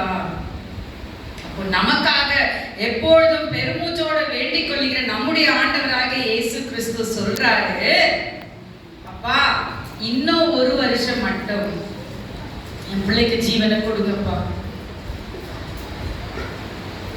அந்த 1 வருஷம் அந்த பிள்ளைக்கு நானு எரு போடுறேன், கொத்தி போடுறேன். அதுனா என்ன? எரு போடுறதுனா என்ன? இந்த வசனத்தை அந்த பிள்ளைக்குள்ள நான் விதைக்கிறப்பா, கனி கொடுத்தா பார்க்கலாம்ப்பா, இல்லாட்டி நீங்க சொன்ன மாதிரி செய்யலாம். எனக்கு அன்பானவர்களே, ஊழியம் என்றால் ஆண்டவருக்கு என்று நாம் எத்தனை கனிகளை கொடுத்திருக்கிறோம், ஆண்டவருக்கு என்று நாம் எத்தனை காரியங்களை ஆண்டவருக்காக நாம் வைராக்கியமாய் செய்திருக்கிறோம். கணக்கு ஒப்புவிக்க வேண்டிய இடத்துல நாம் இருக்கிறோம். சோ முதலாவது பரிசுத்தம் என்னும் ஆயத்தம், இரண்டாவது ஊழியம் என்னும் ஆயத்தம், மூன்றாவது மத்தேயு எழுதின சுவிசேஷம் 25:31-46 வரைக்கும் நம்ம வாசிக்கும் பொழுது ஒரு ஓமையை சொல்றாரு. மனுஷகுமாரன் வரும்பொழுது வெள்ளாடுகளும் செம்மறி ஆடுகளும் பிரிக்கப்படும். வெள்ளாடு ரைட் சைடுல யார் இருப்பா? ரைட் சைடுல யார் இருப்பா? ஆடுகளை பிரிக்கிறாங்க. ரைட் சைடுல என்ன ஆடு இருக்கும்? வெள்ளாடு. நம்ம ஏன் வெள்ளாடுன்னு சொல்றோம்னு சொல்லுங்க பார்க்கலாம். வெள்ளாடுனா எப்படி இருக்குமா? பரிசுத்தமா இருக்கும் இப்படின்னு நாம நினைச்சிட்டு இருக்கோம். ஆனா வசனத்தை வாசிங்க, 33 வாசிங்க. வலது பக்கத்துல என்ன ஆடு? வலது பக்கத்துல 33 வாசிங்க. ஆமென். சோ ரைட் சைடுல என்னதான்? செம்மறி ஆடுகள். பார்த்தா அழுக்கா இருக்கும். ஆனா 1 சாமுவேல் 16:7 சொல்றாரு, மனுஷன் பார்க்கிற பிரகாரமா நான் பார்க்கல, மனுஷன் முகத்தை பார்க்கிறான், நானும் இருதயத்தை பார்க்கிறேன் ஆண்டவர் சொல்றாரு. நாம நினைக்கிறோம் ஒயிட் அண்ட் ஒயிட்ல இருந்தா ரொம்ப பரிசுத்தமா இருக்கும். என் தம்பி சொல்வார் அடிக்கடி, அம்மா சர்ச்சுக்கு வரும்போது வெள்ளை புடவை கட்டிங்கம்மா, சர்ச்சுக்கு வரும்போது வெள்ளை புடவை கட்டிங்கம்மா அப்படிங்குவாரு. வெள்ளை புடவை கட்டிக்க தப்பு கிடையாது, ஆனா வெளியே இருக்கிற வெள்ளை உள்ள இருக்கு. ஆமென்.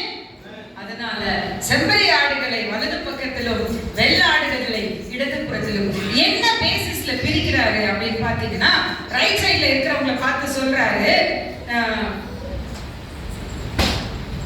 34-35 வருஷம். அப்பொழுது ராஜா தனது வலது பக்கத்தில் இருப்பவரை பார்த்து, பிதாவினாலே ஆசீர்வதிக்கப்பட்டவர்களே,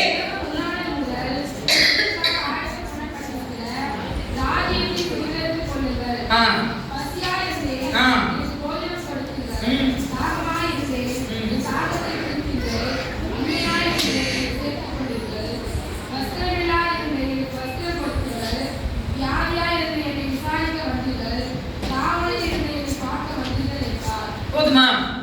ரைட் சைடுல இருக்கவர் என்ன சொல்றாரு? பிதாவினால் ஆசீர்வதிக்கப்பட்டவர்கள். ஊழியக்காரனை பார்த்து என்ன சொல்றாரு? உண்மையும் உத்தமமான ஊழியக்காரனே. கன்னிகைகளை பார்த்து என்ன சொல்றாரு? புத்தி உள்ள கன்னிகைகளே. இல்ல, புத்தி உள்ள கன்னிகைகள் மணவாளனுடைய சந்தோஷத்துக்குள்ள பிரவேசிச்சாங்க. உண்மையும் உத்தமமா இருந்த ஊழியக்காரர்கள் அந்த எஜமானுடைய சந்தோஷத்துக்குள்ள பிரவேசிச்சாங்க. இங்க பாத்தீங்கன்னா பிதாவினால் ஆசீர்வதிக்கப்பட்டவர்கள் அந்த ராஜ்யத்தை சுதந்திரத்துக் கொள்வார்கள். ஆமென். அப்போ பசியா இருந்தேன். அப்ப அவங்க கேட்கிறாங்க, நீங்க எப்ப பசியா இருந்தீங்க? நீங்க எப்ப காவலில் இருந்தீங்க? நீங்க எப்ப வஸ்திரம் இல்லாம இருந்தீங்க? ஏன்னா ஆண்டவர் நமக்கு முன்னாடி பசியா வந்து நிக்கிறாருன்னு வச்சுக்கோங்க, நம்ம எப்படி ஆண்டவர் எப்படி யோசிப்போம்? எப்படி இருப்பார் ஆண்டவர்? இப்ப ஏசாமி வந்து இங்க நிக்கிறாரு, எப்படி இருப்பார்? என்னமா எப்படி இருப்பார் பாக்குறது? கற்பனையே இல்லையா? என்னமா பிரகாசமா இருப்பார். Very good. அப்பா வருதே. அவ்வளவுதானா? யாருன்னா லைட் எடுத்து வந்தா ஆண்டவருக்கு ஓடிடுவீங்களா முன்னாடியே?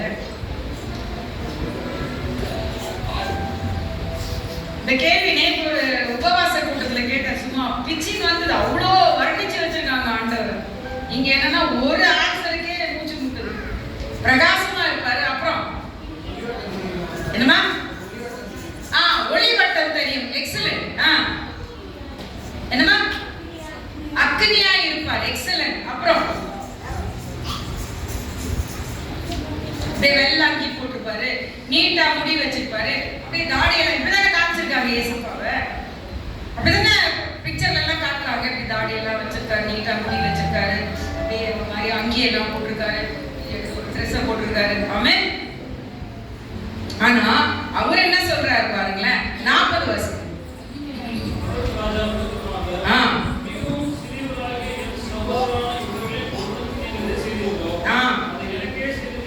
போதும் வருவாரா? தாழ்மையின் ரூபத்துல வருவார். முதலாம் வருகையில எப்படி வந்தாருங்க? ஒளி வட்டத்தோடு இல்ல, அப்படியே பிரகாசமா வந்தாரு இந்த உலகத்துக்கு. ஏசப்பா இந்த உலகத்துக்கு வந்திருக்காரா? நம்ம மொழிகிறீங்க, வந்திருக்காரா இல்லையா? வந்திருக்காரு இல்ல. முதலாம் வருகையில இந்த பூமிக்கு வந்தாரு. சிலுவையில பாடுகளை எடுத்து மரணம், உயிர் தழுவி போனார். அப்ப வந்து எப்படி வந்தார்? அப்படியே ஒரு ஒளிவட்டத்தோடு இருங்க இல்ல, அப்படியே பிரகாசமா அப்படி வந்தாரா?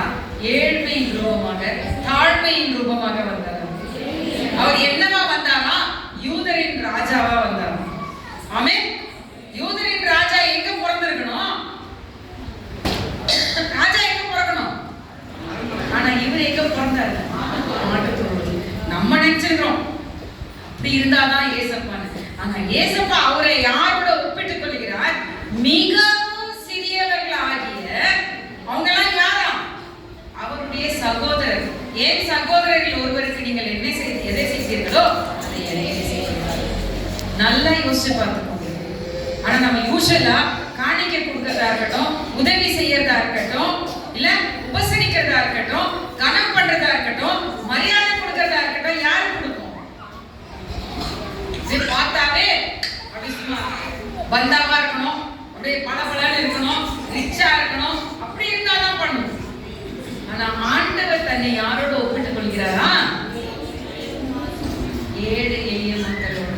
அவர் வாழ்ந்த அந்த 33.5 ஆண்டுகள் கூட அவர் வந்து போய் பிரதான ஆசாரியர் கூட, வேதபாரகர் கூட, ஏரோது கூட எல்லாம் போய் உட்கார்ல. யாரோட இருந்தாரா? ஏழு எளிய மக்களோடு, புறக்கணிக்கப்பட்ட மக்களோடு, விதவைகளோடு, இல்ல திக்கற்றவர்களோடு, சாப்பாடு இல்லாதவர்களோடு, பாவிகளோடு, இப்படிப்பட்டவர்களோட தான் ஆண்டவர் சுற்றி இருந்தார். ஆனா இன்னைக்கு நாம எப்படி பார்க்கிறோம்? ஆர்வே நமது தப்பா இருக்கு. ஆனா ஆண்டவர் சொல்றாரு, இவர்களில் மிகவும் சிறியவராகிய ஒருவருக்கு நீங்கள் எதை செய்தீர்களோ அது என்னுடைய சகோதரனா இருக்கிறதுனால அதை நீங்க எனக்கே செஞ்சீங்க அப்படின்னு சொல்றாரு. நன்மை செய்ய கற்றுக்கொள்ள வேண்டும். நம்முடைய நற்கிரியைகள் என்னும் ஆயத்தத்தை ஆண்டவர் பார்க்கிறார்.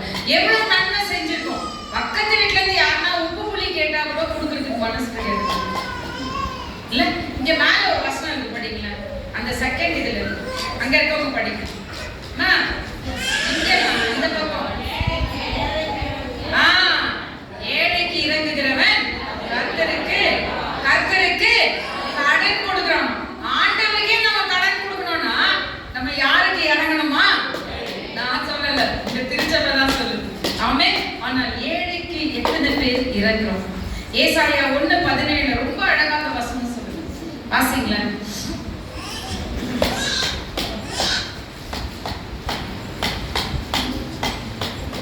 நன்மை செய்ய படியுங்கள், நியாயத்தை தேடுங்கள், ஒடுக்கப்பட்டவனை ஆதரித்து திக்கற்ற பிள்ளையின் நியாயத்தையும் விதவையின் வழக்கையும் விசாரியுங்கள். இது கர்த்தருடைய சட்டமா இருக்கிறது. ஏழைக்கு இருக்க வேண்டும், திக்கற்றவர்களை விசாரிக்க வேண்டும். அதுதான் சொல்றாரு. ஒருத்தருக்கு சாப்பாடு இல்லையா, சாப்பாடு கொடுங்க. ஆனா நம்ம ஈஸியா என்ன பண்ணுவோம்? யாரா அம்மா பசிக்குதுமான்னு கேட்டா என்ன பண்ணுவோம்? நம்ம பொதுவா என்ன பண்ணுவோம்? ஒரு ரூபாய் கொடுப்போம் இல்ல. ரொம்ப மனசு பெருசா இருந்தா 10 ரூபாய் கொடுப்போம். 10 ரூபாய்ல அவனால ஒரு சாப்பாடு வாங்கி சாப்பிட முடியுமா? யோசிச்சு. பசியா இருந்தே எனக்கு 1 ரூபாய் கொடுத்தீர்கள்னு வசனம் சொல்லல. பசியா இருந்தேன் எனக்கு போஜனம் கொடுத்தீர்கள். துணி இல்லாம இருந்தேன் எனக்கு வஸ்திரம் கொடுத்தீர்கள். வியாதியா இருந்தேன் என்னை விசாரிக்க வந்தீர்கள். காவலில் இருந்தேன் என்னை பார்க்க வந்தீங்க. இல்ல அந்நியனா இருந்தேன் என்னை சேர்த்துக் கொள்வீர்கள். ஆமென். இத்தனை ஜனங்க இந்த உலகத்துல இருக்கிறாங்க. பசியா இருக்கிறவங்க இருக்காங்க, துணி இல்லாம இருக்கிறாங்க, வியாதியா இருக்கிறாங்க, இல்ல திக்கற்றவர்களாய் ரோட்ல கேட்கறதுக்கு யாருமே இல்லாம இருக்கிறாங்க. சிறையிருப்புன்னு சொல்லும் போது ஜெயில இருக்கவங்க கிடையாது. சாத்தானோட சிறையிருப்புல எவ்வளவு பேர் இருக்காங்க இந்த உலகத்துல. அவர்களுக்காக நாம் என்ன செய்து கொண்டிருக்கிறோம்? ஆண்டவர் இவ்வளவு நன்மைகளை, இவ்வளவு கிருபைகளை, இவ்வளவு ஆசீர்வாதங்களை நமக்கு கொடுத்திருக்காரு. இதெல்லாம் எதுவுமே இல்லாம கோடி கோடி ஜனங்க இருக்காங்க. ஆண்டவரிடத்தில் பெற்றுக்கொண்ட நாம் என்ன செய்து கொண்டிருக்கிறோம்? என் கர்மான தேவ ஜனமே, ஆண்டவருடைய வருகை மிக மிக சமீபமா இருக்கிறது. வெளிப்படுத்தின விசேஷம் 22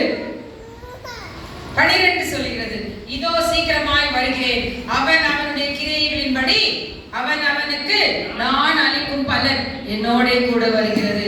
இன்னைக்கு நாம எப்படி இருக்கிறோம்? ஆண்டவரிடத்தில் பரிசுத்தம் என்னும் ஆயத்தத்தை கொண்டு, ஆண்டவருக்காக ஊழியம் செய்தேன் என்ற ஆயத்தத்தை கொண்டு, நற்கிரியை செய்கிறவர்கள் என்ற ஆயத்தத்தை கொண்டு நாம் ஆண்டவருக்கு முன்பாக நிற்க போகிறோமா?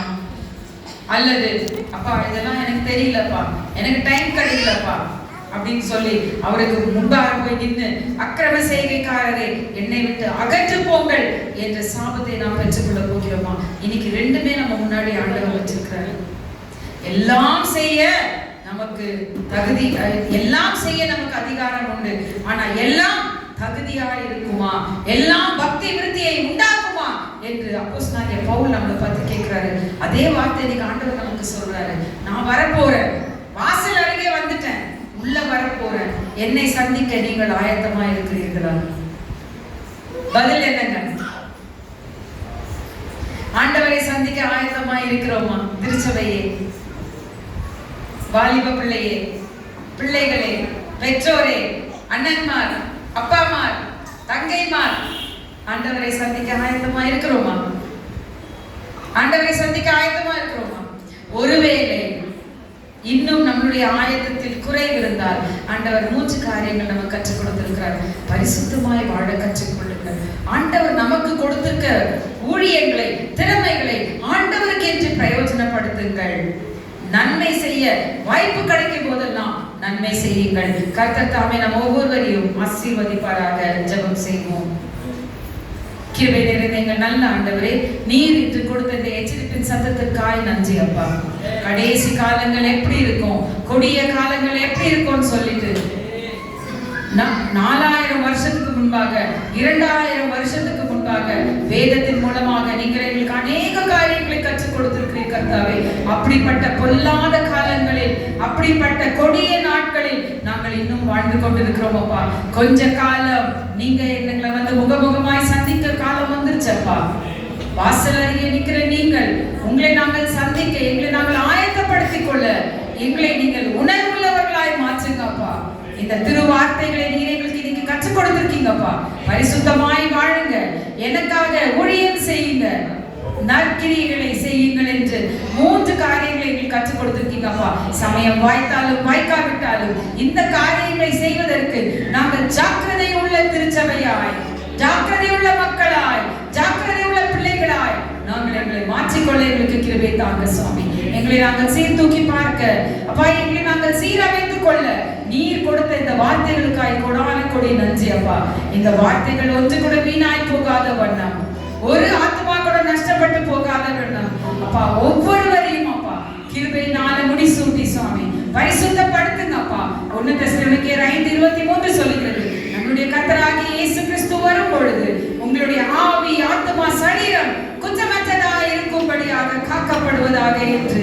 அதுபோல கர்த்தாவே, நீர் வரும் பொழுது எங்களுடைய ஆவி, ஆத்மா, சரீரத்தை பரிசுத்தமாய் காத்துக்கொள்ள, எங்களுடைய ஊழியங்களை உமக்காக நாங்கள் அர்ப்பணிக்க, உமக்காக சாட்சிகளாய் நற்கிரியைகளை செய்கிறவர்களாய் நீர் எங்களை எடுத்து பயன்படுத்துங்கப்பா. ஒவ்வொருவரையும் ஆசீர்வதிங்க சுவாமி, ஒவ்வொருவரையும் ஆசீர்வதிங்க. இந்த நாள் தொடங்கி அப்பா இந்த வார்த்தைகளை நாங்கள் சுமந்து செல்லும் பொழுது இந்த வார்த்தைகள் எங்களுக்குள்ள கிரியை செய்யட்டும், எங்களோடு பேசட்டும். இந்த வார்த்தைகள் மூலமாக எங்களுடைய வாழ்க்கையிலே மாற்றங்கள் வரட்டும் அப்பா. ஆண்டவருக்காக, ஆண்டவருக்கு சாட்சியாக, ஆண்டவருக்காக மாத்திரம் நாங்கள் இனி வாழ எங்களுக்கு கிருபை தாங்க சுவாமி. நாங்கள் அப்படி வாழ்ந்து அந்த நித்திய சந்தோஷத்தை, ஜீவ கிரீடத்தை நாங்கள் பெற்றுக்கொள்ள எங்களுக்கு கிருபை தாங்க அப்பா. எல்லாவற்றையும் உமது கரத்திலே ஒப்பு கொடுத்து ஜெபிக்கிறோம். நீங்களே பொறுப்படுத்திக் கொள்ளுங்க. ஒவ்வொருவரையும் ஆசீர்வதிங்க. துதி, கன, மகிமை யாவும் உமக்கு செலுத்துகிறோம். மீட்பெரும் இரட்சகருமாகிய இயேசு கிறிஸ்துவின் நாமத்தினாலே வேண்டிக் கொள்கிறோம் எங்கள் ஜீவனுள்ள நல்ல பிதாவே, ஆமென்.